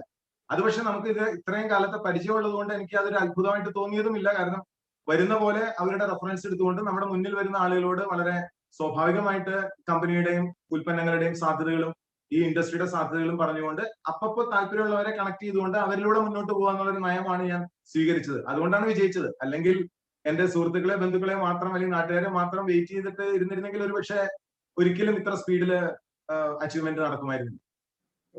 സോ തുടക്ക കാലയളവിൽ പറഞ്ഞു ഇപ്പം ഒരു ദിവസം 3 പേരെയും കണ്ടില്ലെങ്കിൽ ഉറക്കം വരില്ല എന്നൊക്കെ വിനോജ് പറയണ്ടായി. അത് ഞായറാഴ്ചകളിൽ മാക്സിമം യൂട്ടിലൈസ് ചെയ്തായിരിക്കും. സോ ഈ ഒരു സമയത്ത് ഇപ്പം നിങ്ങൾ റിലയൻസിൽ 1.5 ലക്ഷം ഒക്കെ വാങ്ങിക്കുന്ന ഒരു സമയത്താണിത്. അപ്പൊ ഒരു ഗോൾ സെറ്റ് ചെയ്തിട്ടുണ്ടായിരുന്നു? കാരണം ഇത് പാർട്ട് ടൈം ആയിട്ട് തന്നെയാണോ മുന്നോട്ട് കൊണ്ടുപോകേണ്ടത്, അല്ലെ എപ്പോഴത്തേക്കാണ് ഞാൻ റിലയൻസിൽ നിന്ന് വിട്ടു നിൽക്കേണ്ടത്? അങ്ങനെ ഒരു ഗോൾ എന്ന് വെച്ച് കഴിഞ്ഞാൽ എത്ര വരുമാനം, അങ്ങനെയൊക്കെ ഒരു പ്ലാൻ ചെയ്തിട്ടുണ്ടായിരുന്നു ആ സമയത്തൊക്കെ? ഉണ്ട് ഉണ്ട്. ഞാൻ സത്യം പറഞ്ഞാൽ ജിനീഷ്, ഞാൻ 3 വർഷം ആണ് മാക്സിമം, അതായത് 2014 ഞാൻ 2014 മെയ്യിലാണ് ഞാൻ റിലയൻസിൽ ജോയിൻ ചെയ്യുന്നത്. 2015 ജൂണിലാണ് ഞാൻ മോദി കെയറിൽ അസോസിയേറ്റ് ചെയ്യുന്നത് പാർട്ട് ടൈം ആയിട്ട്. അപ്പൊ എന്റെ മനസ്സിൽ 2 വർഷം കൊണ്ട്, അടുത്ത 2 വർഷം കൊണ്ട് ഞാൻ റിലയൻസിന്റെ ഇരട്ടി വരുമാനം ഉണ്ടാക്കണം എന്നായിരുന്നു എന്റെ ഒരു ടാർഗറ്റ്. അതായത് 3 വർഷത്തിൽ കൂടുതൽ ഇനി ഒരു ജോലി വേണ്ട, 1 വർഷം കംപ്ലീറ്റ് ചെയ്ത് ഇനി 2 കൊല്ലം കൂടി ഉള്ളൂ എന്ന് തീരുമാനിച്ചു. പക്ഷേ ദൗർഭാഗ്യവശാൽ 2 കൊല്ലം കൊണ്ട് പറ്റിയില്ല, 2.5 വർഷം കൊണ്ട് നമുക്കത് ചെയ്യാൻ പറ്റി. ഒരു ടാർഗറ്റ് ഉള്ളത് കൊണ്ട് 6 മാസം നീങ്ങി, പക്ഷെ 2.5 വർഷം കൊണ്ട് ഞാനത് പുറത്തു കടന്നു. ഞാനൊരു എടുത്തു തന്നെ. എനിക്കപ്പോ മനസ്സിലാക്കാൻ പറ്റും, വെൽ പ്ലാൻഡ് ആയിട്ട് ലൈഫ് ഡിസൈൻ ചെയ്ത ഒരു വ്യക്തിയാണ് മിസ്റ്റർ വിനോദ് എന്ന് പറയുന്ന ഒരു വ്യക്തി. സോ എന്തൊക്കെയായിരുന്നു മോദി കെയറിൽ തുടങ്ങിയ സമയത്ത്? ഇപ്പം നിങ്ങളൊരു പ്ലാൻ ചെയ്തിട്ടുണ്ടാവും, 1 വർഷം 50,000 ഇത്ര മാസത്തിനുള്ളിൽ, 1 ലക്ഷം ഇത്ര മാസത്തിനുള്ളിൽ, അങ്ങനെ പ്ലാൻ ചെയ്തതിന്റെ ഭാഗമായിട്ട് ഇപ്പം എത്രയൊക്കെയായിരുന്നു ഇൻകം ലഭിച്ചുകൊണ്ടിരുന്നത് എന്ന് ഒന്ന് പറയാമോ? അതൊക്കെ മോദി കെയറില് ഞാൻ പറഞ്ഞ പോലെ ഇത് എനിക്ക് ഏറ്റവും വലിയ പേടി, ഒരുമാതിരി തെറ്റില്ലാത്ത വരുമാനം വന്നു തുടങ്ങിയില്ലെങ്കിൽ ഞാൻ നിർത്തിപ്പോകുന്നുള്ള പേടിയായിരുന്നു എനിക്ക് സ്വയം. കാരണം എനിക്ക് അങ്ങനത്തെ ഒരു നേച്ചർ ഉണ്ട്, സക്സസ് ഫീൽ ചെയ്തില്ലെങ്കിൽ പിന്നെ നമ്മൾ അവിടെ നിന്ന് ഓടി രക്ഷപ്പെടും. അങ്ങനെ ഒരു, അപ്പൊ എന്നെ റെയിലിൽ തന്നെ നിർത്താന്നുള്ളതായിരുന്നു എന്റെ ഏറ്റവും വലിയ വെല്ലുവിളി എന്ന് പറയുന്നത്. എനിക്ക് എന്നെ അറിയാലോ. അപ്പൊ അതുകൊണ്ട് ഞാനിത് എത്രയും പെട്ടെന്ന് ഒരു സക്സസ് ഫീൽ ചെയ്യിപ്പിക്കണം എന്നുള്ളത് കൊണ്ട് വളരെ സ്ട്രിക്റ്റ് ആയിട്ട് മൂവ് ചെയ്യും. എന്റെ ആദ്യത്തെ മാസം 120 രൂപയാണ് വരുമാനം, 120 rupees.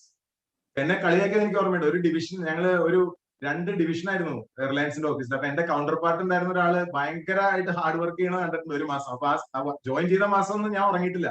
അപ്പൊ എന്നോട് പറഞ്ഞു എത്രയുണ്ട് ഈ മാസത്തെ വരുമാനം എന്ന് വെച്ചപ്പോ 120 rupees എന്ന് കാണിച്ചപ്പോ അയാൾ ഒരു ചിരി ചിരിച്ചത് ഇന്നും എനിക്ക് ഓർമ്മയുണ്ട്.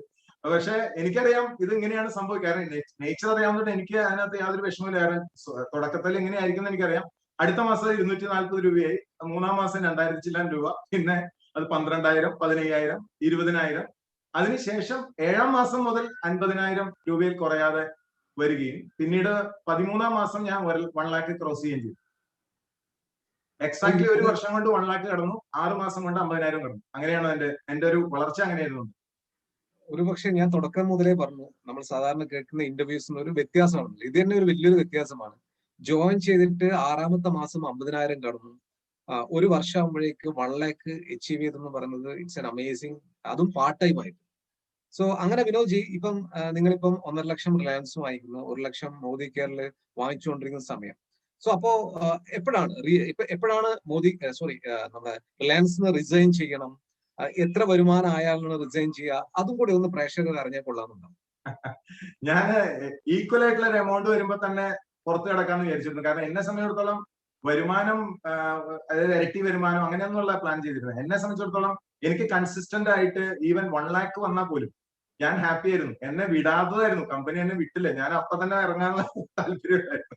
എന്നോട് ഒരു റീപ്ലേസ്മെന്റ് കിട്ടാതെ പോകരുതെന്ന് പറഞ്ഞിട്ടാണ് 1 കൊല്ലം കൂടി എന്നെ പിടിച്ചു നിർത്തിയതുകൊണ്ടാണ് ഞാൻ അവിടെ ഇരുന്നത്. കാരണം നമ്മള് കുറച്ച് കമ്മിറ്റഡ് ആവണല്ലോ, കോർപ്പറേറ്റിൽ ഏതായാലും അവസാനത്തെ ടെന്യൂറാണ്. അപ്പൊ ഞാൻ കുറച്ച് വളരെ ഡീസന്റ് ആയിട്ട് ഇറങ്ങാന്ന് വിചാരിച്ച് 1 വർഷം ഞാൻ അവിടെ നിന്നു. പറ്റിയ റീപ്ലേസ്മെന്റ് അതിന് ശേഷം ഇറങ്ങിയെന്ന് മാത്രമേ ഉള്ളൂ.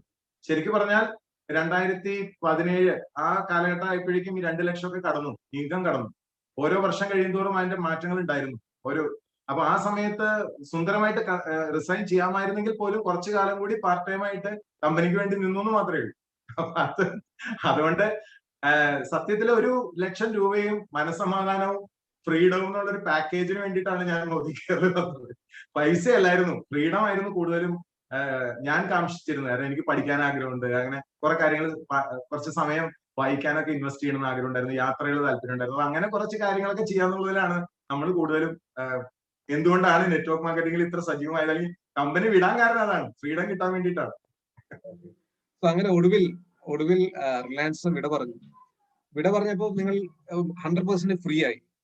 പിന്നെ എങ്ങനെയായിരുന്നു ആ സമയത്തൊക്കെ വർക്ക് നിങ്ങൾ തന്നെ ഡിസൈൻ ചെയ്ത് ഫുൾ ടൈം ആയിട്ട് മോദി കെയർ വർക്ക് ചെയ്തോ, അല്ലെങ്കിൽ അതിലെങ്ങനെയായിരുന്നു കുടുംബത്തിനൊപ്പം സമയം കണ്ടെത്തി എങ്ങനെയായിരുന്നു ആ സമയത്ത്? സത്യത്തില് എന്നെ സംബന്ധിച്ചിടത്തോളം നമ്മൾ എന്ത് ചെയ്യുമ്പോഴും പാർട്ട് ടൈം ആണെന്ന് വിചാരിക്കുന്ന ഒരാളാണ് ഞാൻ. പാർട്ട് ടൈം അച്ഛനാണ്, പാർട്ട് ടൈം മകനാണ്, പാർട്ട് ടൈം ഭർത്താവാണ്, പാർട്ട് ടൈം നെറ്റ്വർക്കറാണ്, പാർട്ട് ടൈം ലീഡറാണ്, പാർട്ട് ടൈം റീഡറാണ്, പാർട്ട് ടൈം യൂട്യൂബറാണ്, പാർട്ട് ടൈം PhD സ്കോളറാണ്. നമ്മളെല്ലാം പാർട്ട് ടൈം ആയിട്ടാണ് ചെയ്യുന്നത്. പക്ഷെ ഒക്കെ ഫുൾ ടൈം ആറ്റിറ്റ്യൂഡ് ചെയ്താൽ മതി എന്നുള്ള ഒരു വിചാരമാണ് എനിക്കുള്ളത്. ഇപ്പൊ എല്ലാ ദിവസവും ഞാൻ സത്യം പറഞ്ഞാൽ എല്ലാ ദിവസവും എന്തെങ്കിലും മോദി കെയറിന് വേണ്ടി ചെയ്യാത്ത ഒരു ദിവസം പോലും ഉണ്ടായിട്ടില്ല. ജോയിൻ ചെയ്ത അന്ന് മുതൽ ഇന്ന് വരെ ഞാൻ മോദി കെയറിന് വേണ്ടി എന്തെങ്കിലും ചെയ്യാത്ത ഒരു ദിവസം പോലും ഉണ്ടായിട്ടില്ല എന്നുള്ള കാര്യം സത്യമായിട്ടുള്ള കാര്യമാണ്. കാരണം നമ്മള് സമയം വേസ്റ്റ് ആക്കില്ല. ഇത് എന്റെ ജീവിതം മാറ്റിമറിക്കുന്ന ഒരു കാര്യമായതുകൊണ്ട് തന്നെ ഇതിലേക്ക് ഞാൻ കൂടുതൽ സമയം കണ്ടെത്തിയിരുന്നു. അപ്പൊ ഫ്രീ ആയ സമയത്ത് തീർച്ചയായിട്ടും കൂടുതൽ സമയം എന്റെ ടീം അംഗങ്ങൾക്ക് വേണ്ടി, മറ്റത് എനിക്ക് എന്റെ ഒരു പ്രോസസ് അനുസരിച്ച് പോയിരുന്നു. അതിനുശേഷം ടീം അംഗങ്ങൾക്ക് കൂടി വേണ്ടി കൂടുതലായിട്ട് ഇൻവെസ്റ്റ് ചെയ്യാൻ കഴിഞ്ഞു. അവർക്ക് കൂടുതൽ ട്രെയിനിങ്ങുകൾ കൊടുക്കാൻ സാധിച്ചു. പണ്ട് റെസിഡൻഷ്യൽ പ്രോഗ്രാമുകളൊന്നും ഞാനൊരു പാർട്ട് ടൈമർ ആയിരുന്നപ്പോൾ എനിക്ക് ചെയ്യാൻ പറ്റിയിരുന്നില്ല. ഫുൾ ടൈമർ ആയപ്പോൾ എനിക്ക് കൂടുതൽ ഒരു റെസിഡൻഷ്യൽ പ്രോഗ്രാമുകൾ, ബൂട്ട് ക്യാമ്പുകൾ, 2-3 ദിവസത്തെ ഡ്യൂറേഷനുള്ള ടൈഗർ പ്രോഗ്രാമുകൾ പോലെ നന്നായ രീതിയിൽ മറ്റുള്ളവർക്ക് ഒരു ട്രാൻസ്ഫോർമേഷൻ കൊണ്ടുവരാവുന്ന രീതിയിലുള്ള ട്രെയിനിങ് പ്രോഗ്രാമുകൾ കൊണ്ടുവന്നു. അത് വലിയൊരു മാറ്റം ഉണ്ടാക്കി. എന്റെ ബിസിനസ്സിൽ ഒരു വലിയ മാറ്റം ഉണ്ടാക്കിയ ഒരു ടേണിംഗ് പോയിന്റ് ആയിട്ട് അത് മാറ്റി. ഓക്കെ, നിങ്ങളപ്പോ ഒരുപാട് റെസിഡൻഷ്യൽ പ്രോഗ്രാം ഒക്കെ ചെയ്ത വഴി ടീമിനെ നല്ല രൂപത്തിൽ സെറ്റ് ചെയ്തു. ഒരുപക്ഷെ പ്രേക്ഷകർ ഇങ്ങനെ ചിന്തിക്കുന്നുണ്ടാവും, കാരണം ഇവിടെ ചെയ്യേണ്ടതൊക്കെ ഒരേ രൂപത്തിലാണെങ്കിലും ഓരോ ലീഡർഷിപ്പുള്ള വ്യക്തികൾ പല പല രൂപത്തിലാണ് ടീമിനെ കൊണ്ടുപോകുക. ആ ഒരു സമയത്ത് കമ്പനിയുടെ ഭാഗത്തുള്ള എന്തൊക്കെ ടൂൾസ്, ഫോർ എക്സാമ്പിൾ പറയുകയാണെങ്കിൽ loyalty programme, fast start programme, അങ്ങനെ എന്തൊക്കെ ഫീച്ചേഴ്സ് യൂസ് ചെയ്തിട്ടാണ് ആ സമയത്ത് ടീം നിങ്ങൾ എന്ന ആ ഓർഗനൈസേഷൻ ബിൽഡ് ചെയ്തത്? സത്യത്തില് നമ്മളെ സംബന്ധിച്ചിടത്തോളം എല്ലാം ഒത്തുവന്ന ഒരു കമ്പനി എന്നുള്ള നിലയിൽ തന്നെ നമുക്ക് അതിന്റെ കൂടെ നമ്മുടെ ലീഡർഷിപ്പും കമ്മ്യൂണിക്കേഷനും മാത്രമേ വേണ്ട രീതിയിൽ ഉപയോഗിക്കേണ്ടി വന്നുള്ളൂ ജിനീഷ്. ബാക്കി എല്ലാം കമ്പനി ഒരുക്കി തരുന്നുണ്ടായിരുന്നല്ലോ. ഇപ്പൊ കമ്പനിയുടെ ഭാഗത്തു നിന്നുള്ള ഒരു സപ്പോർട്ട്, മൊത്തത്തിലുള്ള ഒരു സാഹചര്യങ്ങള് എല്ലാം, ഇൻസെന്റീവ്സ്, അതുപോലെ കമ്പനി ആ സമയത്ത് കൊണ്ടുവന്ന കോൺടെസ്റ്റുകള്, പ്രോഗ്രാമുകൾ എല്ലാം എല്ലാ തരത്തിലും, അതുപോലെ മാനേജ്മെന്റ്, ഇപ്പൊ ജിനീഷ്, റിജില്, നമ്മുടെ കമ്പനിയുടെ ഭാഗത്തു നിന്നുള്ള, ഇപ്പൊ സമീർ മോദിയുടെ ഭാഗത്തു നിന്നുള്ള വളരുന്ന ഒരു ഓർഗനൈസേഷൻ, വളരെ അഗ്രസീവായിട്ട് ഇതൊരു ഫോർച്യൂൺ 500 കമ്പനി ആക്കാൻ വേണ്ടി വളരെ നല്ല രീതിയിൽ കമ്പനി പ്രവർത്തിച്ചുകൊണ്ടിരിക്കുമ്പോൾ സ്വാഭാവികമായിട്ടും സാഹചര്യങ്ങൾ ഉണ്ടായിരുന്നു. ആ സാഹചര്യങ്ങളെ സമയം ഒട്ടും വേസ്റ്റ് ആക്കാതെ നമ്മുടെ ലീഡർഷിപ്പും കമ്മ്യൂണിക്കേഷനും ഉപയോഗിച്ച ആളുകളിലേക്ക് എത്തിച്ചു എന്ന് മാത്രമേ ഞാൻ ചെയ്തിട്ടുള്ളൂ. അല്ലാതെ വേറെ ഒരു മാജിക്കും ഇതിനകത്ത് ചെയ്തിട്ടില്ല. Okay, very good. ഈ ഒരു പ്രോഗ്രാം കാണുന്ന പ്രേക്ഷകർ ഇപ്പൊ മനസ്സിൽ ചിന്തിക്കുകയാണ്, ഓർത്ത മതി, സെക്രട്ടേറിയറ്റിലെ ഫിനാൻഷ്യൽ ഡിപ്പാർട്ട്മെന്റ്, അങ്ങനെ ഗവൺമെന്റ് 2 സെക്ടേഴ്സ് ജോലി വേണ്ടാന്ന് നോക്കുന്നു, MLC കമ്പനികളിലേക്ക് ചേക്കേറുന്നു, 1.5 ലക്ഷം വരുമാനം അവിടുന്ന് വാങ്ങിക്കുന്നു, അതിനുശേഷം മോദി കെയർ പാർട്ട് ടൈം ആയിട്ട് സ്റ്റാർട്ട് ചെയ്യുന്നു, ഒരു 5-6 മാസം ആകുമ്പോഴേക്ക് 50,000, 1 വർഷം 1 ലക്ഷം, അങ്ങനെ വളരെ സജീവമായിട്ട് പോയിക്കൊണ്ടുന്ന വ്യക്തി ഇപ്പൊ എല്ലാവരും ചിന്തിക്കുന്ന ഒരു കാര്യമായിരിക്കും, മോദി കെയറിലെ കൂടെ നേടിയ നേട്ടങ്ങൾ എന്തൊക്കെയായിരിക്കും? നേട്ടങ്ങൾ മാത്രമേ ഉള്ളൂ. മോദി കെയറിന് മുമ്പ്, മോദി കെയറിന് പിമ്പ് എന്നുള്ള രീതിയിൽ നമ്മുടെ ഒരു ബാഹ്യ ലോകം, ഞാൻ എപ്പോഴും ആൾക്കാരോട് പറയാറുണ്ട്, എന്റെ ആന്തരിക ലോകം മാറിയത് നമ്മുടെ സദ്ഗുരുവിന് മുമ്പ്, സദ്ഗുരുവിന് പിമ്പ് എന്നുള്ള രീതിയിലാണെങ്കിൽ, എന്റെ ബാഹ്യ ലോകം, എന്റെ ശാരീരികമായിട്ട് ബന്ധപ്പെടുന്ന ലോകം മുഴുവൻ മാറിയത് മോദി കെയറിന് മുമ്പ്, മോദി കെയറിന് പിമ്പ് എന്നുള്ള രീതിയിലാണ്. ശരിക്കും ജീവിതത്തിന്റെ 2 ഭാഗമായിട്ട് തിരിഞ്ഞു എന്ന് വേണമെങ്കിൽ പറയാം. അത് സാമ്പത്തികമായിട്ട് നോക്കുകയാണെങ്കിൽ ഈ പറയുന്ന പോലെ മാസത്തിൽ 5 ലക്ഷം രൂപയെ കൂടുതലൊക്കെ കിട്ടുന്ന ഒരു കാര്യം ഞാൻ ചിന്തിച്ചിട്ട് പോലുമില്ല. സത്യം പറഞ്ഞാൽ ഞാൻ ചിന്തിച്ചിട്ട് പോലുമില്ല. അത് സ്വാഭാവികമായിട്ട് സംഭവിച്ചു എന്ന് മാത്രമേ എനിക്ക് പറയാനുള്ളൂ. കാര്യങ്ങൾ ബേസിക്സ് കറക്റ്റ് ആയതുകൊണ്ട് കാര്യങ്ങൾ സംഭവിച്ചു എന്നുള്ളത് ഞാൻ ഒരിക്കലും ചിന്തിച്ചിട്ടില്ല. അതെന്റെ ഒരു നേട്ടമായിട്ട് വേണമെങ്കിൽ കണക്കാക്കാം. വണ്ടികളുടെ കാര്യം പറയുകയാണെങ്കിൽ ഞാൻ ആദ്യം വാങ്ങിച്ചത് ഫോർച്യൂണറാണ്. എനിക്ക് കുറച്ച് ഇഷ്ടമായിരുന്ന ഒരു ഫോർച്യൂണറാണ്. അതിനുശേഷം ഫോർച്യൂണർ മാറ്റി ബെൻസ് എടുക്കാൻ പറ്റി. അതൊരു വലിയ ഭാഗ്യമായിട്ട് കരുതുന്നു. ഇതൊന്നും മോദി കെയറിലായിരുന്നെങ്കിൽ ഒരിക്കലും സംഭവിക്കുന്ന കാര്യങ്ങളല്ല. അതുപോലെ തന്നെ കമ്പനി പ്രൊവൈഡ് ചെയ്തിട്ടുള്ള ടൂർ പ്രോഗ്രാമുകൾ, അത് ഒരു വർഷം ഒരു കോൺടെസ്റ്റ് ഉണ്ടാവും, അത് അല്ലാതെ തന്നെ ഒരു ടൂർ പ്രോഗ്രാം കമ്പനിയുടെ ആനുവൽ ട്രിപ്പ് ഉണ്ടാവും. ഇതെല്ലാം എല്ലാ സമയത്തും ക്വാളിഫൈ ചെയ്തിട്ടുണ്ട്. ഞാൻ ജോയിൻ ചെയ്ത അന്ന് മുതൽ ഇതുവരെ ഒരു കോൺടെസ്റ്റും ഞാൻ മിസ് ചെയ്തിട്ടില്ല. അതിപ്പോ PGBB ബേസ് ചെയ്ത് വന്നാലും ശരി, അല്ലാതെ വന്നാലും ശരി, നമ്മൾ അതിനകത്ത് പാർട്ടിസിപ്പേറ്റ് ചെയ്യും. എനിക്കത് ഇഷ്ടമാണ്, അതൊരു ലഹരിയാണ്. അപ്പൊ അതങ്ങനെ എല്ലാ കോൺടെസ്റ്റുകളും വിൻ ചെയ്തിട്ടുണ്ട്. ചിലതിൽ മാത്രമേ ഞാൻ പോയിട്ടുള്ളൂ, കാരണം എത്ര തവണ പോകണം, ബാങ്കോക്കൊക്കെ പോയി മടുത്ത ഒരു സ്ഥലമാണ്. അപ്പൊ അതുകൊണ്ട് പലപ്പോഴും നമ്മളത് പോയിട്ടില്ല. പക്ഷെ എങ്കിലും എല്ലാം ക്വാളിഫൈ ചെയ്തിട്ടുണ്ട്. ദുബായിൽ പോയിരുന്നു, അല്ലെങ്കിൽ ഒരുപാട് സ്ഥലങ്ങളിൽ നമ്മൾ ഒരുമിച്ച് ടീമായിട്ട് പോകാനായിട്ട് സാധിച്ചു. കൂടാതെ എല്ലാ 3 മാസം കൂടുമ്പോഴും ഫാമിലി ആയിട്ട് ഒരു ഷോർട്ട് ട്രിപ്പിന് പോകാറുണ്ട്. 90 ദിവസത്തിലൊരിക്കൽ ഷോർട്ട് ട്രിപ്പ്, ഒരു 6 മാസത്തിലൊരിക്കൽ ഒരാഴ്ചത്തെ ട്രിപ്പ്. ഇതൊക്കെ ഞാനും അമ്മയും വൈഫും കുട്ടിയും കൂടിയൊക്കെ പോവാന്ന് പറയുമ്പോൾ ഞങ്ങൾ ഒരുമിച്ചുണ്ടാകുന്ന ഒരു ആ മൊമെന്റ്സും, അല്ലെങ്കിൽ ആ സമയത്ത് അതൊന്നും പറഞ്ഞറിയിക്കാൻ പറ്റില്ല. കാരണം life is remembered by such moments എന്ന് പറയാനുള്ളൂ. സ്വർഗ്ഗ തുല്യം, സ്വപ്ന തുല്യം എന്നൊക്കെ വേണമെങ്കിൽ വിശേഷിപ്പിക്കാം. ഇതിൽ കൂടുതലൊന്നും ഈശ്വരനോട് ചോദിക്കാനില്ല ജിനീഷ്. Thank you. ഓക്കെ, ഞാനിപ്പോൾ നിങ്ങളത് പറഞ്ഞപ്പോഴാണ് ഞാൻ ഓർത്തത്, നമ്മളൊരു കോൺടെസ്റ്റ് 6 മാസത്തേക്ക് ഒരു കോൺടെസ്റ്റ് വെച്ചപ്പോ വെറും 45 ദിവസം കൊണ്ട് ആ 6 മാസത്തെ കോൺടെസ്റ്റ് കംപ്ലീറ്റ് ചെയ്ത വ്യക്തിയാണ് നിങ്ങൾ. അപ്പോ നിങ്ങൾ ഒരു പ്യുവർ എന്താണോ നിങ്ങൾ പ്ലാൻ ചെയ്യുന്നത്, അത് വെരി ഡിസൈൻ ചെയ്തിട്ട് പ്ലാൻ ചെയ്യുന്ന ഒരു വണ്ടർഫുൾ അമേസിംഗ് ഒരു ലീഡറാണ്. എനിക്ക് വളരെ നന്നായിട്ട് അറിയാവുന്ന ഒരു കാര്യമാണ്. സോ ഇപ്പം മറക്കാനാവാത്ത മോദി കെയറിന്റെ ഭാഗമായിട്ട് അല്ലെങ്കിൽ മോദി കെയറിൽ ജോയിൻ ചെയ്ത ശേഷം മറക്കാനാവാത്ത എന്തെങ്കിലും സംഭവങ്ങൾ ജീവിതത്തിൽ ഉണ്ടായിരുന്നു? മറക്കാനാവാത്ത സംഭവങ്ങളാണ് എല്ലാ ദിവസവും സംഭവിക്കണം. എങ്കിൽ പോലും പെട്ടെന്ന് ഓർക്കുമ്പോൾ എനിക്ക് ഏറ്റവും കൂടുതൽ എക്സൈറ്റ്മെന്റ് തോന്നുന്ന ഒരു കാര്യം എന്താന്ന് വെച്ചാൽ, ഇപ്പൊ 14 ഓർഗനൈസേഷൻ ബിൽഡ് ചെയ്യുന്നതിനെയാണ് ഗ്ലോബൽ ബ്ലാക്ക് ഡയമണ്ട് ഡയറക്ടർ എന്ന് പറയുന്നത്. എനിക്ക് ഒരു 18ഓളം ഓർഗനൈസേഷൻ എല്ലാ മാസവും ക്വാളിഫൈ ചെയ്യുന്നുണ്ടെന്ന് പറയുമ്പോൾ, അത് എല്ലാ മാസവും 18ഓളം ഓർഗനൈസേഷൻ ക്വാളിഫൈ ചെയ്യുന്നു. 6 വർഷം ഞാൻ ആകാനായിട്ട് ഇനി അടുത്ത മാസം 25-ാം തീയതി ആകുമ്പോഴേ 6 വർഷം തികയ്ക്കുന്നുള്ളൂ. അപ്പൊ 6 വർഷത്തിനുള്ളിൽ 18 ക്വാളിഫൈഡ് ഓർഗനൈസേഷൻ നിലനിൽക്കുക എന്ന് പറയുമ്പോൾ അപ്രോക്സിമേറ്റ്ലി ഒരു 3 to 4 months എനിക്ക് ഒരു ഓർഗനൈസേഷൻ ബിൽഡ് ചെയ്യാൻ പറ്റുന്നുണ്ട് എന്നുള്ള ഒരു തോന്നൽ എന്നെ എനിക്ക് ഒരുപാട് സന്തോഷം തരുന്ന ഒന്നാണ്. മറക്കാൻ പറ്റാത്ത, അല്ലെങ്കിൽ ഇതൊന്നും ഞാൻ ഒരിക്കലും വിചാരിച്ചിട്ടില്ല നടക്കുന്നത്. കാരണം ഒരു കാലത്ത് നമുക്ക് ഉണ്ടാക്കിയ ലീഡർഷിപ്പിന്റെയും കമ്മ്യൂണിക്കേഷന്റെയും ബലത്തിൽ നമുക്ക് പെട്ടെന്ന് തന്നെ ഒരു 18ഓളം ഓർഗനൈസേഷൻ ഉണ്ടാക്കാൻ കഴിഞ്ഞു. അല്ലെങ്കിൽ 6 വർഷത്തിനുള്ളിൽ എന്ന് പറയുമ്പോൾ ഞാനൊന്ന് ചെക്ക് ചെയ്തപ്പോൾ റിജിൽ പറഞ്ഞത് സൗത്ത് ഇന്ത്യയിൽ തന്നെ മറ്റാരും അത് ചെയ്യുന്നില്ലെന്നാണ്. അതെനിക്ക് വളരെയധികം എക്സൈറ്റിംഗ് ആയിട്ടുള്ള കാര്യം. മറ്റൊന്ന്, ഏറ്റവും കൂടുതൽ ആളുകൾ ദുരിതം അനുഭവിച്ച പ്രളയകാലം, അതായത് 2018 ഓഗസ്റ്റില് കേരളം മുങ്ങി നിന്ന സമയത്താണ് ഞാൻ ഗ്ലോബൽ ബ്ലാക്ക് ഡയമണ്ട് ഡയറക്ടർ ആകുന്നത്. അത് ആ മാസത്തെ പ്രത്യേകത കൊണ്ടല്ല, അതിനു മുമ്പ് ചെയ്തു വെച്ച നല്ല കാര്യങ്ങൾ ആ മാസത്ത് സംഭവിച്ചു. അത് ഇവോൾവ് ചെയ്തു എന്നുള്ളതാണ്. സ്വാഭാവികമായിട്ട് ഒരു ഗ്ലോബൽ ബ്ലാക്ക് ഡയമണ്ട് ഡയറക്ടർ വന്നു എന്നുള്ളതാണ്. മറ്റൊന്ന്, ഏറ്റവും കൂടുതൽ കൊറോണ ബാധിതമായ സമയത്ത് ബെൻസ് എടുക്കാൻ കഴിയും എന്നുള്ളത്. അപ്പൊ ഇങ്ങനത്തെ 2-3 കാര്യങ്ങള് എന്നെ ഒരുപാട്, അതായത് നമുക്കൊരു അഭിമാനം തരുന്ന, നമുക്കൊരു സെൽഫ് എസ്റ്റീം ബിൽഡ് ചെയ്യുന്ന, അല്ലെങ്കിൽ നമുക്ക് നമ്മളോട് തന്നെ ഒരു ആദരവ് തോന്നുന്ന ചില നിമിഷങ്ങളായിരുന്നു. മോദി കെയറില് നമ്മുടെ അച്ചീവ്മെന്റ് എന്ന് പറയാൻ എനിക്ക് ഇതൊക്കെയാണ് പറയാനുള്ളത്. മറക്കാനാവാത്ത സംഭവം. നല്ല കാര്യം. സോ വിനോദ് ജി, ഇനി എനിക്ക് നിങ്ങളോടും പ്രേക്ഷകരോടും പറയാവുന്ന ഒരു കാര്യം, ഈ വ്യക്തി ഒരു ചാനലുണ്ട്, ഇന്ത്യൻ MLM ഗുരു എന്ന് പറയുന്നത്. സോ അതിൽ ഞാൻ കണ്ട കുറച്ച് കാര്യങ്ങൾ എന്താണെന്ന് വെച്ച് കഴിഞ്ഞാൽ, നമ്മുടെ കമ്പനിയിലുള്ള ലീഡർഷിപ്പുള്ള വ്യക്തികളും മറ്റ് കമ്പനിയിലെ ലീഡർഷിപ്പുള്ള വ്യക്തികളും ഈ വ്യക്തിയോട് താങ്ക് യു പറയാണ്. കാരണം നിങ്ങളുടെ ഒരുപാട് വീഡിയോസും ഒരുപാട് സജഷൻസും എനിക്ക് വളരെ ഉപകാരപ്രദമായി. ഞാൻ വളരെ സക്സസ്ഫുൾ ആയിട്ട് എന്റെ ലൈഫ് മുന്നോട്ട് പോകുന്നുണ്ട്. സോ എന്താണ് വിനോദ് ജി നിങ്ങളുടെ ഈ സീക്രട്ട് ഒക്കെ? അത് വേറൊന്നുമില്ല, ഞാൻ നേരത്തെ പറഞ്ഞല്ലോ ജിനീഷ്, എനിക്ക് സാമ്പത്തികമായിട്ട് ഇത്രയൊന്നും എനിക്ക് ആവശ്യമുള്ള ആളല്ല.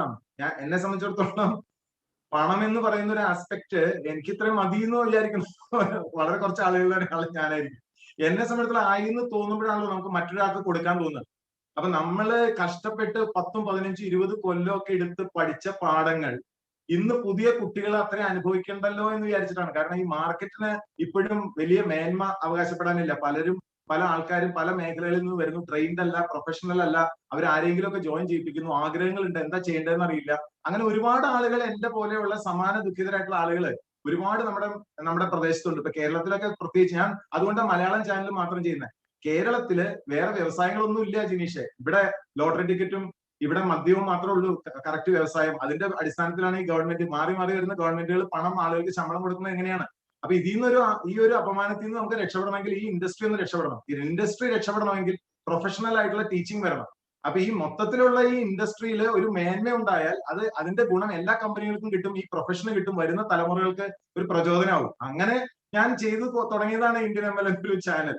അങ്ങനെ അത് പക്ഷെ പലർക്കും അത് ഇഷ്ടമാകുന്നു, നന്നാവുന്നു എന്ന് അറിയാൻ വളരെ സന്തോഷം.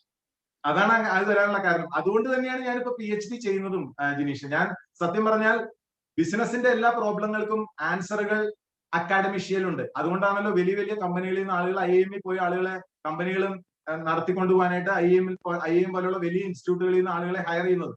അപ്പൊ എല്ലാ ഇൻഡസ്ട്രി പ്രോബ്ലത്തിനും ബിസിനസ് പ്രോബ്ലത്തിനും ഒരു സൊല്യൂഷൻ അക്കാഡമിക്സിലുണ്ട്. ഈ അക്കാഡമിക്സും ഈ ബിസിനസിന്റെ പ്രോബ്ലം എനിക്കറിയാം, അക്കാഡമിക്സും എനിക്കറിയാം. ഈ രണ്ടിന്റെ ഇടയിലുള്ള ഒരു ബ്രിഡ്ജ് ആയിട്ട് എനിക്ക് മാറാൻ കഴിഞ്ഞാൽ നാളെ ഈ മേന്മയുള്ള ഒരു ഇൻഡസ്ട്രി ആക്കി ഇതിനെ മാറ്റുന്നതിൽ എനിക്ക് എന്റേതായിട്ടുള്ള ഒരു പാലം അക്കാഡമിക്സിൽ നിന്ന് ഈ ബിസിനസ്സിലേക്ക് ഇടാലോ എന്ന് വിചാരിച്ചിട്ടാണ് ചെയ്യുന്നത്. വേറെ ആരെങ്കിലും ചെയ്തിരുന്നെങ്കിൽ ഞാനത് ചെയ്യില്ലായിരുന്നു. Very good. അതെന്തായാലും വലിയൊരു കാര്യമാണ്. സോ എന്താണ് വിനോദ് എന്ന് പറയുന്ന വ്യക്തിയുടെ ഭാവി പരിപാടി, ഭാവി പ്ലാൻ, ഫ്യൂച്ചർ പ്ലാൻസ് എന്തൊക്കെയാണ്?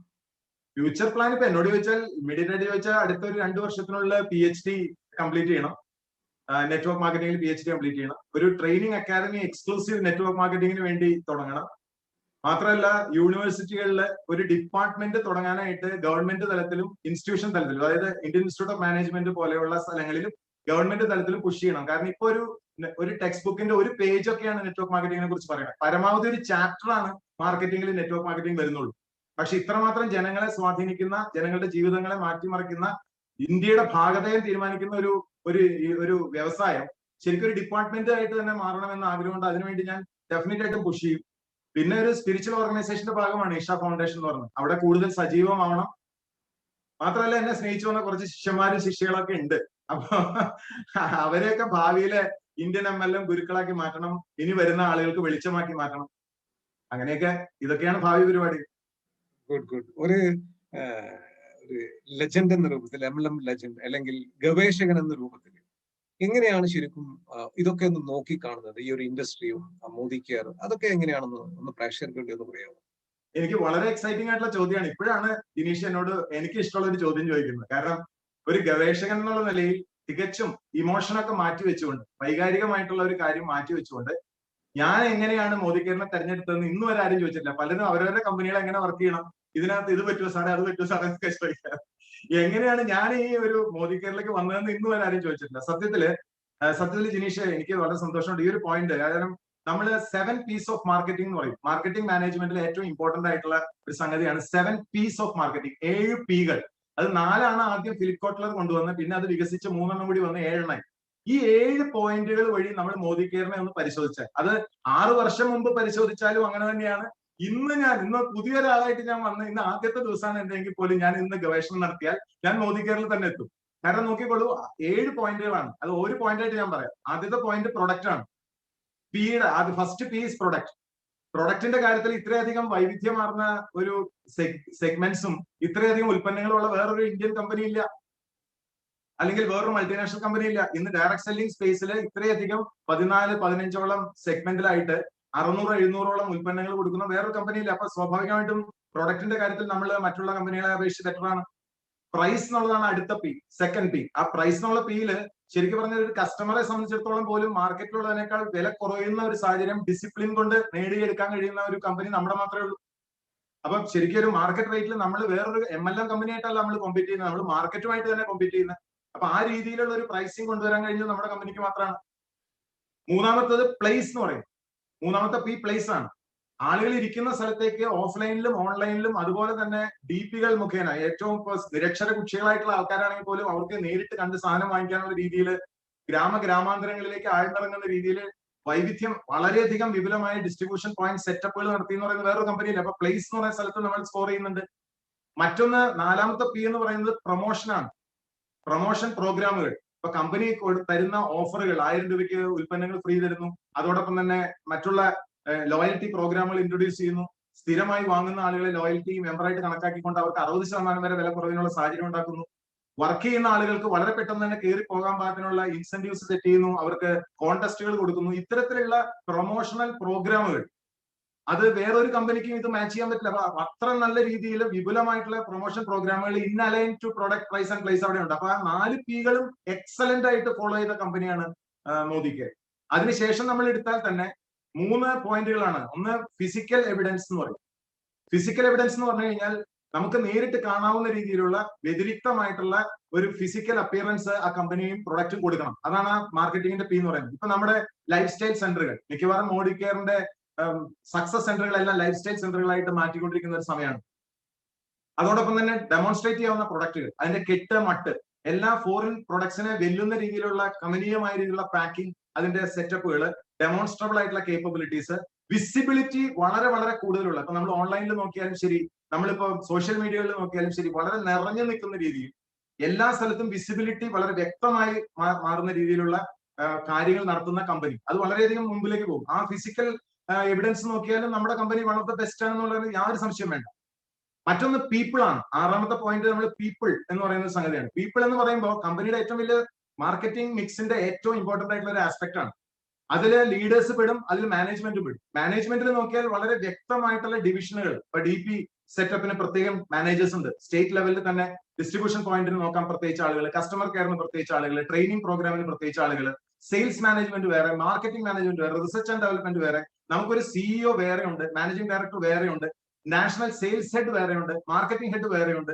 ഇങ്ങനെ വളരെ കൃത്യമായ രീതിയിൽ വേർതിരിക്കപ്പെട്ടിട്ടുള്ള പോയിന്റ് ബൈ പോയിന്റ് നമുക്ക് വെർട്ടിക്കൽസ് ഉണ്ട്.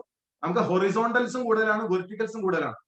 അപ്പൊ ഈ വെർട്ടിക്കൽസും ഉണ്ട്, അതിന്റെ ഹൊറിസോണ്ടൽ ലെയേഴ്സ് വേറെ ഉണ്ടെന്ന് പറയുമ്പോൾ പീപ്പിൾ എന്നുള്ള ആസ്പെക്ടിൽ മാനേജ്മെന്റിന്റെ സൈഡിൽ എക്സലന്റ് ആയിട്ടുള്ള ഒരു സെറ്റപ്പ് ഉണ്ട്. ലീഡേഴ്സിന്റെ കാര്യം നോക്കിയാൽ ഇത്രയധികം പഴക്കമുള്ള ലീഡേഴ്സ് വേറെ എവിടെ ഇല്ലെന്ന് മനസ്സിലാവും. There is no other company which is having 20 Kollam 25 Kollam committed ആയിട്ട് ലോയൽ ആയിട്ട് ഒരു കമ്പനിയോട് ചേർന്ന് നിൽക്കുകയും ആ ചേർന്ന് നിൽക്കുന്നതിന്റെ ഭാഗമായിട്ട് അവരുടെ ജീവിതത്തിൽ ഉണ്ടായ മാറ്റങ്ങൾ വളരെ വിസിബിൾ ആയിട്ട് കാണിച്ചു കൊടുക്കാൻ കഴിയുന്ന എത്ര കമ്പനികളുണ്ട് ഇന്ത്യയിൽ. സോ ആ രീതിയിൽ നോക്കുമ്പോൾ എംപ്ലോയീസ് ആണെങ്കിൽ പോലും ഇപ്പൊ നമ്മള് 25 വർഷം കഴിഞ്ഞ കമ്പനിയിൽ 28 വർഷം കഴിഞ്ഞ എംപ്ലോയി ഉണ്ട്. ഫോർ എക്സാമ്പിൾ വസന്ത് എന്ന് പറയുന്ന നമ്മുടെ ബാംഗ്ലൂരുള്ള ഫിനാൻസ് ഡിപ്പാർട്ട്മെന്റിലുള്ള ആള് മോദി ഗ്രൂപ്പിൽ നിന്ന് ഡെപ്യൂട്ടഡ് ആയിട്ട് ഇവിടേക്ക് വന്നതാ. അപ്പൊ മോദി ഗ്രൂപ്പിൽ നിന്ന് ഡെപ്യൂട്ടഡ് ആയിട്ട് വന്ന എംപ്ലോയി ഇപ്പോഴും വർക്ക് ചെയ്തുകൊണ്ടിരിക്കുക. 28 വർഷമായിട്ട് മോദിക്കാരന് 25 കൊല്ലമായിട്ടുള്ളൂ, പക്ഷെ എംപ്ലോയിക്ക് 28 കൊല്ലം ഏജ് ഉണ്ട്. അപ്പൊ ഇത് വേറെ ഒരു കമ്പനിക്ക് അവകാശപ്പെടാൻ പറ്റാത്ത പാരമ്പര്യവും ആ ഒരു ആസ്പെക്ടിൽ നോക്കുമ്പോൾ when it comes to people no other company can beat മോദിക്ക്. ഏഴാമത്തെ ഏറ്റവും ഇമ്പോർട്ടന്റ് ആയിട്ടുള്ള മാർക്കറ്റിംഗ് മിക്സിന്റെ 7th P എന്ന് പറയുന്നത് പ്രോസസ് ആണ്. ഈ പ്രോസസ്സിൽ നമ്മളെ സംബന്ധിച്ചിടത്തോളം വളരെ സിമ്പിൾ ആയിട്ട് ഏതൊരു വ്യക്തിക്കും കടന്നു വന്ന് ഒരു പാമ്പും കോണിയും പോലത്തെ ഒരു മാർക്കറ്റിംഗ് പ്ലാനിൽ പാമ്പില്ലാതെ കോണി മാത്രമുള്ള ഒരു മാർക്കറ്റിംഗ് പ്ലാനാണ് ഞാൻ ആളുകളെ പഠിപ്പിക്കുക. പാമ്പില്ല, കോണി മാത്രം. ഒരാൾ വന്ന് വളരെ ഈസി ആയിട്ട് അയാൾക്ക് വളരെ പെട്ടെന്ന് തന്നെ കയറിയിട്ട് ഡയറക്ടർ ആവാം. ഇന്ന് ഡയറക്ടർ ആയാൽ നാളെ സീനിയർ ഡയറക്ടറായി, മറ്റന്നാൾ അയാൾ എക്സിക്യൂട്ടീവ് ഡയറക്ടറായി. ഞാനിത് വെറുതെ പറയുന്നല്ലേ, എന്റെ അനുഭവം ഞാൻ പറയുന്നത്. ഓരോ മാസം കഴിയുന്തോറും എന്റെ റാങ്കുകൾ മാറി വരുന്നത് ഞാൻ കണ്ടിട്ടുണ്ട്. ഇത്രയൊന്നും സാഹചര്യം ഇല്ലാതിരുന്ന സമയത്ത് പോയി. അതിന്റെ കാരണം ഞാനല്ല, സമീർ മോദി ഒരുക്കി തന്നിട്ടുള്ള ഒരു വലിയ സാധ്യതയിലേക്ക് നമ്മൾ കടന്നിരുന്നു. അതിന്റെ സാധ്യത മനസ്സിലാക്കി മറ്റുള്ളവരോട് പങ്കുവെച്ചെന്ന് മാത്രമേ ഉള്ളൂ. അപ്പൊ ഒരു ഗവേഷകൻ എന്നുള്ള നിലയിൽ ഈ 7 പോയിന്റുകളും 6 കൊല്ലം മുമ്പും മോദി കെയർ ആയിരുന്നു മറ്റുള്ളതിനേക്കാൾ മികച്ചു നിന്നിരുന്നത്. ഇപ്പോൾ ഞാനൊരു ഗവേഷണം നടത്തിയാൽ പോലും ഈ 7 പോയിന്റിനും ഞാൻ മാർക്കുകൾ ഇട്ടാൽ, മറ്റു പല കമ്പനികളുടെ മാർക്ക് ഇട്ടാൽ ടോട്ടൽ മാർക്ക് ആഡ് ചെയ്ത് വരുമ്പോൾ നമ്മുടെ കമ്പനി ആയിരിക്കും മുമ്പിൽ നിൽക്കുക. ഗവേഷകൻ എന്നുള്ള നിലയിൽ ഞാൻ തെരഞ്ഞെടുക്കുക മോദി കെയർ തന്നെയാണ്. ഇതിനകത്ത് ഇമോഷണൽ ഒന്നുമില്ല. I am just going for empirical research. കാരണം ഗവേഷണത്തിന് ഇമോഷൻ ഇല്ല.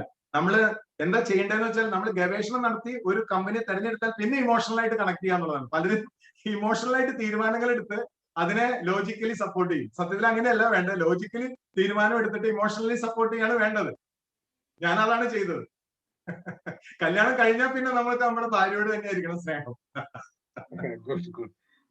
നല്ല കാര്യം വിനോദി, നല്ലൊരു കാര്യം. പൊതുവെ കണ്ട് നമ്മൾ കാണുന്നൊരു മറ്റൊരു കാര്യമാണ്, ഇപ്പം ലോവർ ലെവൽ ക്ലാസ്സിലുള്ള ആൾക്കാരാണെങ്കിൽ ആൾക്കാരെ ഫോക്കസ് ചെയ്യുന്ന അതേ കാറ്റഗറിയിലെ ആൾക്കാരാണ്. മിഡിൽ കാറ്റഗറിയിലെ ആൾക്കാരാണെങ്കിൽ അവർ മിഡിൽ ടു ലോവർ ആണ് ഫോക്കസ് ചെയ്യുക. പക്ഷെ ഞാൻ നിങ്ങളിൽ കണ്ട ഒരു കാര്യം, നിങ്ങളൊരു മിഡിൽ ക്ലാസ് ഫാമിലി ആണെങ്കിൽ പോലും നിങ്ങൾ ലോവറും മിഡിലും ഹയറും നിങ്ങൾ ഫോക്കസ് ചെയ്യുന്നു. നിങ്ങളുടെ ജോയിനിങ്സ് ഒക്കെ ഞാൻ നോക്കുകയാണെങ്കിൽ പല റെപ്യൂട്ടഡ് റാങ്ക്സിലുള്ള കമ്പനികളിലെ ആൾക്കാരൊക്കെയാണ് നിങ്ങളുടെ ജോയിനിങ്സ് വരുന്നത്. അതിന്റെ രഹസ്യം എന്തായിരിക്കും? ഒരു പക്ഷേ പ്രേക്ഷകർക്ക് ഇതൊരു കണ്ണു തുറക്കുന്ന ഒരു കാര്യമാണ്. അതിന്റെ കാഴ്ചപ്പാട് എങ്ങനെയാണ്? എപ്പോഴും ജിനീഷ, നമ്മളിപ്പോ ഈ വ്യവസായത്തിന്റെ ഒരു മേന്മ നോക്കിയാൽ ആലോചിച്ച് നോക്കൂ. ഇന്ന് നമ്മളൊരു ഇന്റർനാഷണൽ പെർസ്പെക്റ്റീവിൽ നോക്കുകയാണെങ്കിൽ Donald Trump, Warren Buffett, Richard Branson, city bank, Unilever തുടങ്ങിയ വലിയ ലോക പ്രശസ്തരായിട്ടുള്ള വ്യക്തികളും ലോക പ്രശസ്തമായിട്ടുള്ള ഓർഗനൈസേഷനും ഒക്കെ വളരെ സീരിയസ് ആയിട്ട് ഇൻവോൾവ് ചെയ്യുന്ന ഒരു ഇൻഡസ്ട്രി ഇന്ത്യയിൽ ശൈശവ ദശയിലാണെന്ന് മാത്രമേ ഉള്ളൂ. അപ്പൊ ഇതിനെ ഒന്ന് ശരിയായിട്ടുള്ള രീതിയിൽ അർത്ഥവത്തായിട്ട് നോക്കുകയാണെങ്കിൽ ഇവിടുത്തെ ഏതൊരു കരിയർ, ഏതൊരു ജനറൽ മാനേജർ ആയിക്കോട്ടെ അല്ലെങ്കിൽ ഒരു കമ്പനിയുടെ സിഇഒ ആയിക്കോട്ടെ, കാരണം എനിക്ക് സിഇഒ വരെ ഉണ്ട്. എന്റെ ഒരു one of my partner is A CEO. അപ്പൊ ഇത് ശരിക്ക് അത് വരാൻ കാരണം എന്താണ്? അവരിന്ന് നിലവിലുള്ളതിനേക്കാൾ വലിപ്പം ഈ ഇൻഡസ്ട്രിക്ക് ഉണ്ടെന്ന് നമുക്ക് ബോധ്യം വന്നാൽ അവരുമായിട്ട് അത് ഡിസ്കസ് ചെയ്യാനുള്ള ഒരു കോൺഫിഡൻസ് നമ്മൾ ഡെവലപ്പ് ചെയ്തെടുത്താൽ മതി. അത്രേ ഉള്ളൂ. വൺസ് ദേ ആർ കമ്മിങ്, ഒരു ലീഡർ വരുമ്പോൾ സ്വാഭാവികമായിട്ടും അദ്ദേഹത്തിന്റെ ലീഡർഷിപ്പ് അയാളെ എക്സ്പീറ്റ് ചെയ്യും എന്നുള്ളതാണ്. So always look at the top. നമ്മൾ എപ്പോഴും ഏറ്റവും ബെറ്റർ ആയിട്ടുള്ള ആളുകളെ പോയി കാണണം. ഏറ്റവും എന്താ പറയാ എക്സൈറ്റ്മെന്റ് ഉള്ള ആളുകളെ പോയി കാണണം. സക്സസ് ഓൾറെഡി ഹാബിറ്റ് ആയിട്ടുള്ള ആൾക്കാരെ കാണണം. ഒരുമാതിരി നല്ല പൊസിഷനിൽ ഇരിക്കുന്നവരൊക്കെ സക്സസ് ഹാബിറ്റ്സ് ഉള്ളവരായിരിക്കും. അതുകൊണ്ടാണല്ലോ അവരവിടെ എത്തിയത്. അപ്പൊ അവരെയാണ് എപ്പോഴും ഫോക്കസ് ചെയ്യാൻ നല്ലത്. അല്ല, അങ്ങനെയാണ് വേണ്ടത്. ഇന്റർവ്യൂ ചെയ്തിട്ടാണ് അവരെ എടുക്കേണ്ടത്. പാർട്ട്നേഴ്സിനെ എപ്പോഴും ഇന്റർവ്യൂ ചെയ്തെടുക്കുക എന്നുള്ളതാണ് എപ്പോഴും വേണ്ട കാര്യം. Very good Vinod, very good. അവസാനമായിട്ട് എനിക്ക് നിങ്ങളോട് ചോദിക്കാനുള്ളത്, നമ്മുടെ പുതിയ തലമുറ അല്ലെങ്കിൽ ഇതുവരെ ജോയിൻ ചെയ്യാത്ത ആൾക്കാർക്ക് ആസ് എ റെപ്യൂട്ടഡ് ഒരു ഗവേഷകൻ എന്ന രൂപത്തിൽ എന്താണ് നിങ്ങൾക്ക് കൊടുക്കാനുള്ള ഒരു ഉപദേശം, സജഷൻ? ഞാന് ഇപ്പൊ പുതിയതായിട്ട് കടന്നു വരുന്ന ആൾക്കാർക്കും അതുപോലെ തന്നെ കടന്നു വന്നിട്ടുള്ള ആളുകൾക്കും എനിക്ക് തരാനുള്ളത് ഒരു 3-4 പോയിന്റുകളാണ്. അത് എന്റെ ജീവിതത്തിൽ ഞാൻ മനസ്സിലാക്കിയതും ഞാൻ അനുവർത്തിക്കുന്നതും എല്ലാ ദിവസവും ഞാൻ ചെയ്യുന്നതുമായിട്ടുള്ള കാര്യങ്ങൾ ഞാൻ നിങ്ങളുമായിട്ട് പങ്കുവയ്ക്കാൻ തയ്യാറാണ്. അതിൽ ഒന്നാമത്തെ കാര്യം, 1 മിനിറ്റ് മാത്രമേ എന്നോട് ഒരാൾ തരണുള്ളൂ. എന്താ ഞാൻ ചെയ്യേണ്ട ജീവിതത്തിൽ സക്സസ് ആവാൻ ചോദിച്ചാൽ എനിക്ക് ഒരൊറ്റ ആൻസറേ ഉള്ളൂ. അത് ഗോൾസ് സെറ്റ് ചെയ്യാൻ പഠിക്കുക എന്നുള്ളതാണ്. ഗോൾസ് സെറ്റ് ചെയ്യാൻ പഠിച്ചാൽ മാത്രമേ, ഗോൾസിനെ കുറിച്ച് 10ാം ക്ലാസ് വരെയോ പ്രീ ഡിഗ്രി വരെ ഡിഗ്രി വരെ പഠിപ്പിക്കുന്നില്ല എന്നുള്ളതാണ് ഏറ്റവും വലിയ അപകടം. കാരണം ലക്ഷ്യം സെറ്റ് ചെയ്യാനും ഒരു പദ്ധതി തയ്യാറാക്കാനും അതിനുവേണ്ടി പ്രവർത്തിക്കാനും തയ്യാറാവുക എന്നുള്ളതാണ് ജീവിതത്തിലെ സക്സസിന്റെ ഒറ്റ സെന്റൻസിൽ പറഞ്ഞാൽ അതേ ഉള്ളൂ. കാരണം നിങ്ങൾക്ക് സന്തോഷം ഉണ്ടാവണമെങ്കിൽ പോലും നമ്മൾ ഒരു ടാർഗറ്റ് ടച്ച് ചെയ്യുമ്പോഴാണ് സന്തോഷം ഉണ്ടാവുന്നത്. നമ്മുടെ സന്തോഷമില്ലാത്ത മുഖങ്ങൾ പലപ്പോഴും ഡിപ്പാർട്ട്മെന്റുകൾ, ഗവൺമെന്റ് ഡിപ്പാർട്ട്മെന്റിലും പ്രൈവറ്റ് ഡിപ്പാർട്ട്മെന്റിലും കാണുന്നതിന്റെ കാരണം അവർക്കൊരു ടാർഗറ്റും ഇല്ല, അവർ സർവൈവർ മോഡലാണ്. നമുക്ക് എപ്പോഴും ഒരു ടാർഗറ്റ് ടച്ച് ചെയ്ത് ഒരു ഗോൾ ടച്ച് ചെയ്യുമ്പോൾ നമുക്ക് എപ്പോഴും ഒരു എക്സൈറ്റ്മെന്റ് ഉണ്ടാവും. അപ്പൊ ആദ്യം തന്നെ എനിക്ക് പറയാനുള്ളത് എന്താണെന്ന് വെച്ചാൽ, ഒരു ഗോൾ ഉണ്ടാക്കുക, ആ ഗോളിന് ഒരു പദ്ധതി ഉണ്ടാക്കുക, ആ പദ്ധതി പ്രകാരം എല്ലാ ദിവസവും എന്തെങ്കിലും ചെയ്തുകൊണ്ടിരിക്കുക എന്നുള്ളതാണ്. ഇതാണ് ഒന്നാമത്തെ പോയിന്റ്. രണ്ടാമത്തെ പോയിന്റ്, ഏതെങ്കിലും ഒരു സ്ഥലത്ത് വിജയിക്കാൻ അതിനുള്ള ഒരു ഗ്രിപ്പ് കിട്ടണേ, ആ മേഖലയിൽ ഒരു ഗ്രിപ്പ് കിട്ടാൻ 1000 മണിക്കൂർ വേണം. ആ മേഖലയിൽ വിജയിക്കാൻ 5000 മണിക്കൂർ വേണം. ആ മേഖലയിൽ ഒരു വേൾഡ് ക്ലാസ് ആയി മാറാൻ 10000 മണിക്കൂർ വേണം. ഞാനിത് വെറുതെ പറഞ്ഞതല്ല, ഞാനത് പണ്ട് വായിച്ചതാണ്. എന്റെ ജീവിതത്തിൽ ഞാനത് കൃത്യമായിട്ട് പാലിച്ചിട്ടുണ്ട്. കാരണം ഇതൊക്കെ ചെയ്തത് കൊണ്ടാണ് എനിക്ക് സർക്കാർ ജോലികൾ കിട്ടിയത്. ഇതൊക്കെ ചെയ്തത് കൊണ്ടാണ് എനിക്ക് PhD എൻട്രൻസ് പാസ്സാവാൻ പറ്റിയത്. അല്ലെങ്കിൽ എനിക്ക് ഈ പറയുന്ന ഓരോ ടെസ്റ്റുകളും അല്ലെങ്കിൽ ജീവിതത്തിൽ മുന്നോട്ട് പോകാനുള്ള കാര്യങ്ങളൊക്കെ ചെയ്യാൻ പറ്റിയത് ഈ ഒരൊറ്റ കാരണമാണ്. കാരണം ഒരു മേഖലയിൽ, ഏത് മേഖലയിലായിക്കോട്ടെ, അതിലൊരു ഗ്രിപ്പ് കിട്ടാൻ 1000 മണിക്കൂർ, വിജയിക്കാൻ 5000 മണിക്കൂർ, വേൾഡ് ക്ലാസ് ആയി മാറാൻ 10000 മണിക്കൂർ വേണം. അപ്പൊ അത് ഒരു ദിവസം 24 മണിക്കൂറുണ്ട്. ആ 24 മണിക്കൂറിൽ നമുക്ക് ജീവിതത്തിൽ ഏറ്റവും ഇമ്പോർട്ടന്റ് എന്നാണ് തോന്നുന്ന ഒരു സാധനം എന്താണെന്ന് ഫിക്സ് ചെയ്ത് അതിനകത്ത് നമ്മളൊരു ഗോൾ ഫിക്സ് ചെയ്താൽ അതിന് നീതി പുലർത്താനായിട്ട് ഒരു 6 മണിക്കൂറെങ്കിലും ഇടാത്ത ആളെ ഞാൻ വിളിക്കുക ഒരു മടിയൻ അല്ലെങ്കിൽ മടിച്ചി എന്നേ ഞാൻ വിളിക്കും. അങ്ങനെ ഞാൻ വിളിക്കുള്ളൂ. കാരണം ഏറ്റവും വലിയ ധൂർത്ത് സമയവുമായിട്ടുള്ള, കാരണം ലൈഫിലെ ഏറ്റവും വിലപിടിപ്പ് സമയമാണ്. സമയം എന്ന് പറഞ്ഞ കമ്മോഡിറ്റിക്കാണ് ഏറ്റവും വിലയുള്ളത്. അപ്പോ മാസങ്ങൾ കൊണ്ട് ചെയ്യാവുന്നത് വർഷങ്ങൾ കൊണ്ട് ചെയ്യേണ്ടി വരുന്നതാണ് ലോകത്തെ ഏറ്റവും വലിയ ധൂർത്ത്. പക്ഷെ ആരും അത് ശ്രദ്ധിക്കുന്നില്ല. ആൾക്കാർ വിചാരിക്കണ പൈസയാണെന്നല്ല. സമയം എന്ന് പറയുന്ന ആസ്പെക്റ്റില് വർഷങ്ങൾ എടുക്കുകയാണ്, മാസം കൊണ്ട് ചെയ്യാവുന്നത്. അതിനെയാണ് ഏറ്റവും വലിയ ധൂർത്ത് എന്ന് മനസ്സിലാക്കുക. അപ്പൊ ഇത് ഒരു പോയിന്റ് ആയിട്ട് നിങ്ങളുടെ മനസ്സിലിരിക്കട്ടെ. രണ്ടാമത്തെ ഒരു കാര്യം, നിങ്ങളുടെ കോമ്പറ്റീഷൻ നിങ്ങളുടെ കഴിഞ്ഞ കാലങ്ങളുമായിട്ടായിരിക്കണം, വേറൊരാളുമായിട്ട് ആവരുത്. കാരണം നിങ്ങൾ ഭക്ഷണം കഴിക്കണം നിങ്ങളുടെ വയറിന് വേണ്ടിയാണ്, നിങ്ങൾ ഡ്രസ്സ് ധരിക്കുന്നത് നിങ്ങളുടെ സൈസിനനുസരിച്ചിട്ടാണ്, നിങ്ങളുടെ ഷൂ നിങ്ങളുടെ സൈസിനനുസരിച്ചിട്ടാണ്. നിങ്ങൾ വേറൊരാൾ ഇട്ടത് കണ്ടിട്ട് നിങ്ങൾ ആരും അത് ചെയ്യാറില്ല. അപ്പൊ അതുപോലെ തന്നെ ഈ ജീവിതത്തിൽ നിങ്ങൾ അച്ചീവ് ചെയ്യേണ്ടതും ഇന്നലകളെക്കാൾ മെച്ചപ്പെട്ട ഇന്നുകൾക്ക് വേണ്ടി നിങ്ങൾ ശ്രമിക്കുക. എപ്പോഴും കോമ്പറ്റീഷൻ നിങ്ങളുടെ ഇന്നലകളുമായിട്ടായിരിക്കണം. അപ്പൊ മരണം വരെ നമുക്ക് ഒരു ഗ്രാഫ്, മുകളിലേക്ക് പോകുന്ന ഒരു ഗ്രാഫ് കിട്ടും. അപ്പൊ ആ സമയത്ത് എവിടെ വെച്ച് നമ്മൾ മരിച്ചാലും നമ്മൾ സക്സസ്ഫുൾ ആണ്. കാരണം നമ്മളൊരു കണ്ടിന്യൂസ് ഗ്രോത്ത് പാത്തിലാണ് മരിച്ചു വീഴുന്നത്. ഇന്നല്ലെങ്കിൽ നാളെ എല്ലാവരും മരിക്കും. തിരിഞ്ഞു നോക്കുമ്പോൾ ഇറ്റ് വാസ് സോ എക്സൈറ്റിംഗ് എന്ന് പറയണമെങ്കിൽ നമ്മുടെ ഗ്രാഫ് ഒരിക്കലും വളഞ്ഞു കുത്തി താഴെ വരരുത്. മാത്രമല്ല, ഭാവിയിലേക്ക് നിങ്ങൾക്ക് ഒരു ലക്ഷ്യമുണ്ടെങ്കിൽ, നിങ്ങൾ ഇന്ന് 90 വയസ്സുകാരനാണെങ്കിൽ പോലും നിങ്ങൾ ഇന്ന് യങ് ആണ്. നിങ്ങൾക്ക് ഭാവിയിലേക്ക് ഒരു ലക്ഷ്യമുണ്ട്. ഞാനിത് പറയാൻ കാരണം, 36 വയസ്സിൽ എനിക്കൊരു ഗ്രാജുവേഷൻ മാത്രമേ ഉണ്ടായിരുന്നുള്ളൂ. മനസ്സിലാക്കണം, 36 വയസ്സിൽ ഒരു ഗ്രാജുവേഷൻ മാത്രമായി ഞാൻ നടന്നിരുന്ന ഒരാളാണ്. ഇന്ന് 48ാമത്തെ വയസ്സിൽ നിൽക്കുമ്പോൾ എനിക്ക് 3 പോസ്റ്റ് ഗ്രാജുവേഷൻ ഉണ്ട്. ഞാൻ ഒരു നെറ്റ്വർക്ക് മാർക്കറ്റിംഗ് കമ്പനിയിൽ ഏറ്റവും ഹയസ്റ്റ് ലെവൽ ടൈറ്റിൽ അച്ചീവ് ചെയ്തിട്ടുണ്ട്. എനിക്ക് നല്ല വരുമാനമുണ്ട്. അതുമായി ബന്ധപ്പെട്ട എല്ലാം നേടിയെടുത്ത് നമ്മൾ വിചാരിക്കും സമയം കഴിഞ്ഞു. നിങ്ങൾ 25 വയസ്സാകുമ്പോൾ സമയം കഴിഞ്ഞു എന്ന് പറയുന്ന ആളെ ഞാൻ കണ്ടിട്ടുണ്ട്. ആലോചിച്ച് നോക്കണം, നമ്മുടെ മോദി കേരള വരുമാനവും നമ്മുടെ സെറ്റപ്പും നമ്മുടെ ഉൽപ്പന്നങ്ങൾ ഉപയോഗിച്ചുകൊണ്ട് വേണമെങ്കിൽ 100 വയസ്സ് വരെ ജീവിക്കാൻ കഴിയുന്ന ആളുകളാണ് എന്നെ കേട്ടുകൊണ്ടിരിക്കുന്ന ഓരോരുത്തരും. 100 വയസ്സ് വരെ പ്ലാൻ ചെയ്ത് നല്ല എക്സർസൈസ്, റെസ്റ്റ്, വർക്ക്, എക്സൈറ്റ്മെന്റ് എല്ലാം ചേർന്നിട്ടുള്ള നമ്മുടെ ഒരു ജീവിതചര്യയും നമ്മുടെ വെൽനസ് ഉൽപ്പന്നങ്ങളും ചേർത്തുകൊണ്ട്, ആന്റി ഓക്സിഡൻസ് കഴിച്ചുകൊണ്ട്, പ്രോട്ടീൻ പൗഡർ ഉപയോഗിച്ചുകൊണ്ട്, നമ്മുടെ ഈ പറയുന്ന ഈ ഇന്റലക്ട് പോലുള്ള ഉൽപ്പന്നങ്ങൾ ഉപയോഗിച്ചുകൊണ്ട് നമുക്ക് 100 വയസ്സ് വരെ ജീവിതം നിലനിർത്താം.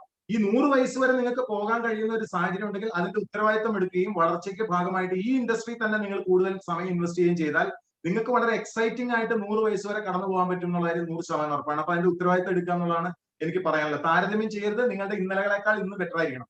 അപ്പൊ നിങ്ങൾ എപ്പോൾ മരിച്ചാലും നിങ്ങളുടെ ഇന്നലകളെക്കാൾ മെച്ചപ്പെട്ട ഒരു ഗ്രാഫിൽ വെച്ച് നിങ്ങളുടെ ജീവിതം തീരുന്ന സാഹചര്യം ഉണ്ടാവുമെന്ന് ഇന്ന് പ്രതിജ്ഞ എടുക്കുക. ഇതാണ് എനിക്ക് രണ്ടാമത് പറയാനുള്ളത്. മൂന്നാമത് പറയാനുള്ളത്, മിക്കവാറും ആളുകൾ സ്വപ്നാടനം നടത്തുന്നതാണ്. സ്വപ്നാടനം എന്ന് പറഞ്ഞാൽ ഒന്നുപോലെ പാസ്റ്റിലിരിക്കും അല്ലെങ്കിൽ ഫ്യൂച്ചറിലിരിക്കും. പാസ്റ്റിൽ നിന്ന് ഫ്യൂച്ചറിലേക്ക് ഒരു പാലം വലിച്ച് ഇന്നത്തെ ദിവസം വെറും ചവിട്ടുപടിയാക്കി മാറ്റുമ്പോൾ ഒരു താല്പര്യം ഇന്നിനോട് ഉണ്ടാവില്ല. സ്വാഭാവികമായിട്ട് നിങ്ങൾ പാസ്റ്റിലോ ഫ്യൂച്ചറിലാണ് ഇരിക്കണമെങ്കിൽ ഇന്നുകൾക്ക് പ്രസക്തി ഇല്ലാണ്ടാവും. ഒരിക്കലും ചെയ്യാതിരിക്കുക. നമ്മൾ പാസ്റ്റിൽ നിന്ന് പാഠങ്ങൾ ഉൾക്കൊണ്ടാലും വർക്ക് ചെയ്യേണ്ടത് ഈ മൊമെന്റിലാണ്. നമ്മൾ ഭാവിയെ കുറിച്ചുള്ള പ്രതീക്ഷകൾ ഉണ്ടെങ്കിൽ പോലും, ഗോൾസ് ഉണ്ടെങ്കിലും അതിൽ ആക്ടിവേഷൻ നടക്കേണ്ടത് ഈ മൊമെന്റിലാണ്. ദാറ്റ് മീൻസ് പാസ്റ്റിൽ നിന്ന് പാഠങ്ങൾ ഉൾക്കൊള്ളുക, ഫ്യൂച്ചറിനെ കുറിച്ച് ഒരു പ്ലാൻ ഉണ്ടാക്കുക, പദ്ധതി ഉണ്ടാക്കുക, ഗോൾസ് ഉണ്ടാക്കുക. പക്ഷെ ആക്ഷൻ ഇന്ന് ചെയ്യുക. ഇന്നത്തെ ദിവസം മാത്രമേ റിയാലിറ്റി ഉള്ളൂ. എല്ലാ ദിവസവും ഇന്നായിട്ടാണ് വരുന്നത്. ഒരു ദിവസം നിങ്ങൾ മരിക്കുന്ന ദിവസം ഇന്നായിട്ടാണ് വരിക. അതുകൊണ്ട് ഇന്നത്തെ ദിവസം നിങ്ങളെ ഏറ്റവും കൂടുതൽ ഇമ്പോർട്ടന്റ് ആയിട്ട് നെറ്റ്വർക്ക് മാർക്കറ്റിങ്ങിനെ മോദി കെയറിനെ എടുത്തിട്ടുണ്ടെങ്കിൽ ഇന്നത്തെ ദിവസം ഏറ്റവും കൂടുതൽ സമയം ഇതിനു വേണ്ടി ചെലവഴിക്കാൻ നിങ്ങൾ തയ്യാറായാൽ ഭാവി ഓട്ടോമാറ്റിക് ആയിട്ട് ഫോം ആയിക്കോളും. ഇന്നിപ്പോ കൊറോണ ക്ലോസ് ഡൗൺ ആണെങ്കിലും ഇന്ന് ഉൽപ്പന്നങ്ങൾ കിട്ടുന്നില്ലെങ്കിലും നെറ്റ്വർക്ക് ബിൽഡ് ചെയ്യാനായിട്ട് ശ്രമിക്കുക. Once your network is done, network മാർക്കറ്റിംഗിൽ ഏറ്റവും ഇമ്പോർട്ടന്റ് നെറ്റ്വർക്കിംഗ് ആണ്. അത് കൃത്യമായിട്ട് ചെയ്താൽ സാഹചര്യങ്ങൾ അനുകൂലമാകുമ്പോൾ ഇതിന്റെ 100 ഇരട്ടി കൊയ്യാനായിട്ട് നിങ്ങൾക്ക് ഓരോരുത്തർക്ക് കഴിയും. അപ്പൊ ഒരിക്കലും സമയം നഷ്ടപ്പെടുത്താതിരിക്കുക. ഭൂതത്തിലും ഭാവിയിലും ജീവിക്കാതെ വർത്തമാനകാലം നന്നായി കൈകാര്യം ചെയ്യാൻ പറ്റുക. കാരണം കൈകാര്യം ചെയ്യേണ്ടത് ഈ മൊമെന്റിൽ, ഈ സമയത്താണ്. അതുകൊണ്ട് ഈ സമയത്ത് കൃത്യമായിട്ട് ഉപയോഗിക്കുക. സമയത്തിന്റെ മൂല്യം മനസ്സിലാക്കുക. ഒരു പുതിയ ജീവിതം ഈ നിമിഷത്തിൽ തുടങ്ങി വെക്കുക. Welcome to a new life. വാ, സൂപ്പർ വിനോദ്, അമേസിംഗ്. മോദി കെയറിൽ 5 ലക്ഷത്തിന് മേൽ ഓരോന്നും വായിക്കുന്ന വ്യക്തിയുടെ അമേസിംഗ് ടെസ്റ്റിമോണിയാണ്. ഇത് മതി ഒരു പുതിയൊരു വ്യക്തിക്ക് എന്താണ് ആ വ്യക്തിയുടെ കരിയർ എന്ന് തീരുമാനിക്കാൻ വേണ്ടി. So hats off you mister Vinod Namboori. So നമ്മൾ ഈ ഒരു സെഷൻ നമുക്ക് അവസാനിപ്പിക്കാം. ഈ ഒരു ടോപ്പ് സീക്രട്ടിന്റെ ഉദ്ദേശം എന്താണ്, അത് വിനോദ് നമ്പൂതിരിയുടെ കൂടെ പീപ്പിളിലേക്ക് എത്തിക്കഴിഞ്ഞു. സോ വിനോദ്ജി, നമുക്ക് ഈ പ്രോഗ്രാം അവസാനിപ്പിക്കാം. Thank you very much Jineesh. എനിക്ക് വളരെ സന്തോഷം. ഇത്തരത്തിലുള്ള ഒരു പ്രോഗ്രാം വലിയ മാറ്റങ്ങൾ ഉണ്ടാക്കും. കാരണം പല പല മേഖലകളിൽ നിന്ന് വന്ന സാധാരണക്കാർക്ക് അസാധാരണമായ ജീവിതം ഉണ്ടാക്കി കൊടുക്കാൻ മോദി കെയർ കഴിഞ്ഞു എന്ന് പറയുമെങ്കിൽ അത് ഷോക്കേസ് ചെയ്യാൻ ഇതുവരെ പറ്റിയിരുന്നില്ല. ഇത് ജിനീഷിന്റെ ഈ ഒരു ഇനീഷ്യേറ്റീവിനെ എത്ര പ്രശംസിച്ചാലും മതിയാവില്ല. കാരണം ഇതൊരു വലിയ ഒരു ഉത്തരവാദിത്തത്തിന് ഞാൻ നന്ദി പറയുന്നു. വലിയൊരു ഹാൻഡ്സ് ഓഫ് ടു യു. 2 കൈകളും കൂപ്പി ഞാൻ തൊഴുന്നു. കാരണം ഇത് വലിയ രീതിയിലൊരു ടൂളായി മാറും. ഒരു നല്ല നായകൻ, ഒരു കേരളത്തിന്റെ ഒരു നല്ല പടത്തലവൻ എന്നോ അല്ലെങ്കിൽ ഒരു ക്യാപ്റ്റൻ എന്നോ പറയാനുള്ള ഒരു അർഹതയിലേക്ക് ജിനീഷ് വളരെ പെട്ടെന്ന് കടന്നു വന്നു. വളരെ യങ്ങായിട്ടും കൂടി ഇത്രയധികം ആളുകളെ ഉൾക്കൊള്ളാനും അവർക്ക് എല്ലാം ഒരു അവസരം കൊടുക്കാനും മറ്റുള്ളവർക്കും അത് എത്തിക്കാനുള്ള ഈ ഒരു ജിനീഷിന്റെ ഒരു ഇനിഷ്യേറ്റീവിന് വലിയ നന്ദി. ഇത് വലിയൊരു മാറ്റമായി മാറട്ടെ. ഇന്ന് അറ്റൻഡ് ചെയ്ത എല്ലാവർക്കും നന്ദി. ഞാനൊരു 945 പേരെ ഞാൻ കാണുന്നുണ്ട് ഇപ്പോൾ പാർട്ടിസിപ്പന്റ് ആയിട്ട്. പക്ഷെ എനിക്ക് വളരെ നന്ദിയുണ്ട് നിങ്ങളുടെയൊക്കെ ജീവിതത്തിലെ 1 മണിക്കൂർ എനിക്ക് വേണ്ടി അനുവദിച്ചതിൽ, നിങ്ങളുടെ ഹൃദയങ്ങൾ എനിക്ക് വേണ്ടി തുറന്നു വെച്ചതിൽ. Thank you very much. നല്ല വാക്കുകൾക്ക് നന്ദി. സോ ഈ ഒരു ടോപ്പ് സീക്രട്ടിന്റെ ഉദ്ദേശം അത് തന്നെയാണ്. ഇന്നത്തെ ടെസ്റ്റിമോണി മാക്സിമം നിങ്ങളുടെ ബിസിനസ്സിലേക്ക് അപ്ലൈ ചെയ്യുക. ഇനി അടുത്തൊരു എപ്പിസോഡിൽ മറ്റൊരു മില്യനറുമായിട്ട് കാണുന്നത് വരെ Jineesh signing off. Bye. Jai Modicare. Thank you. By.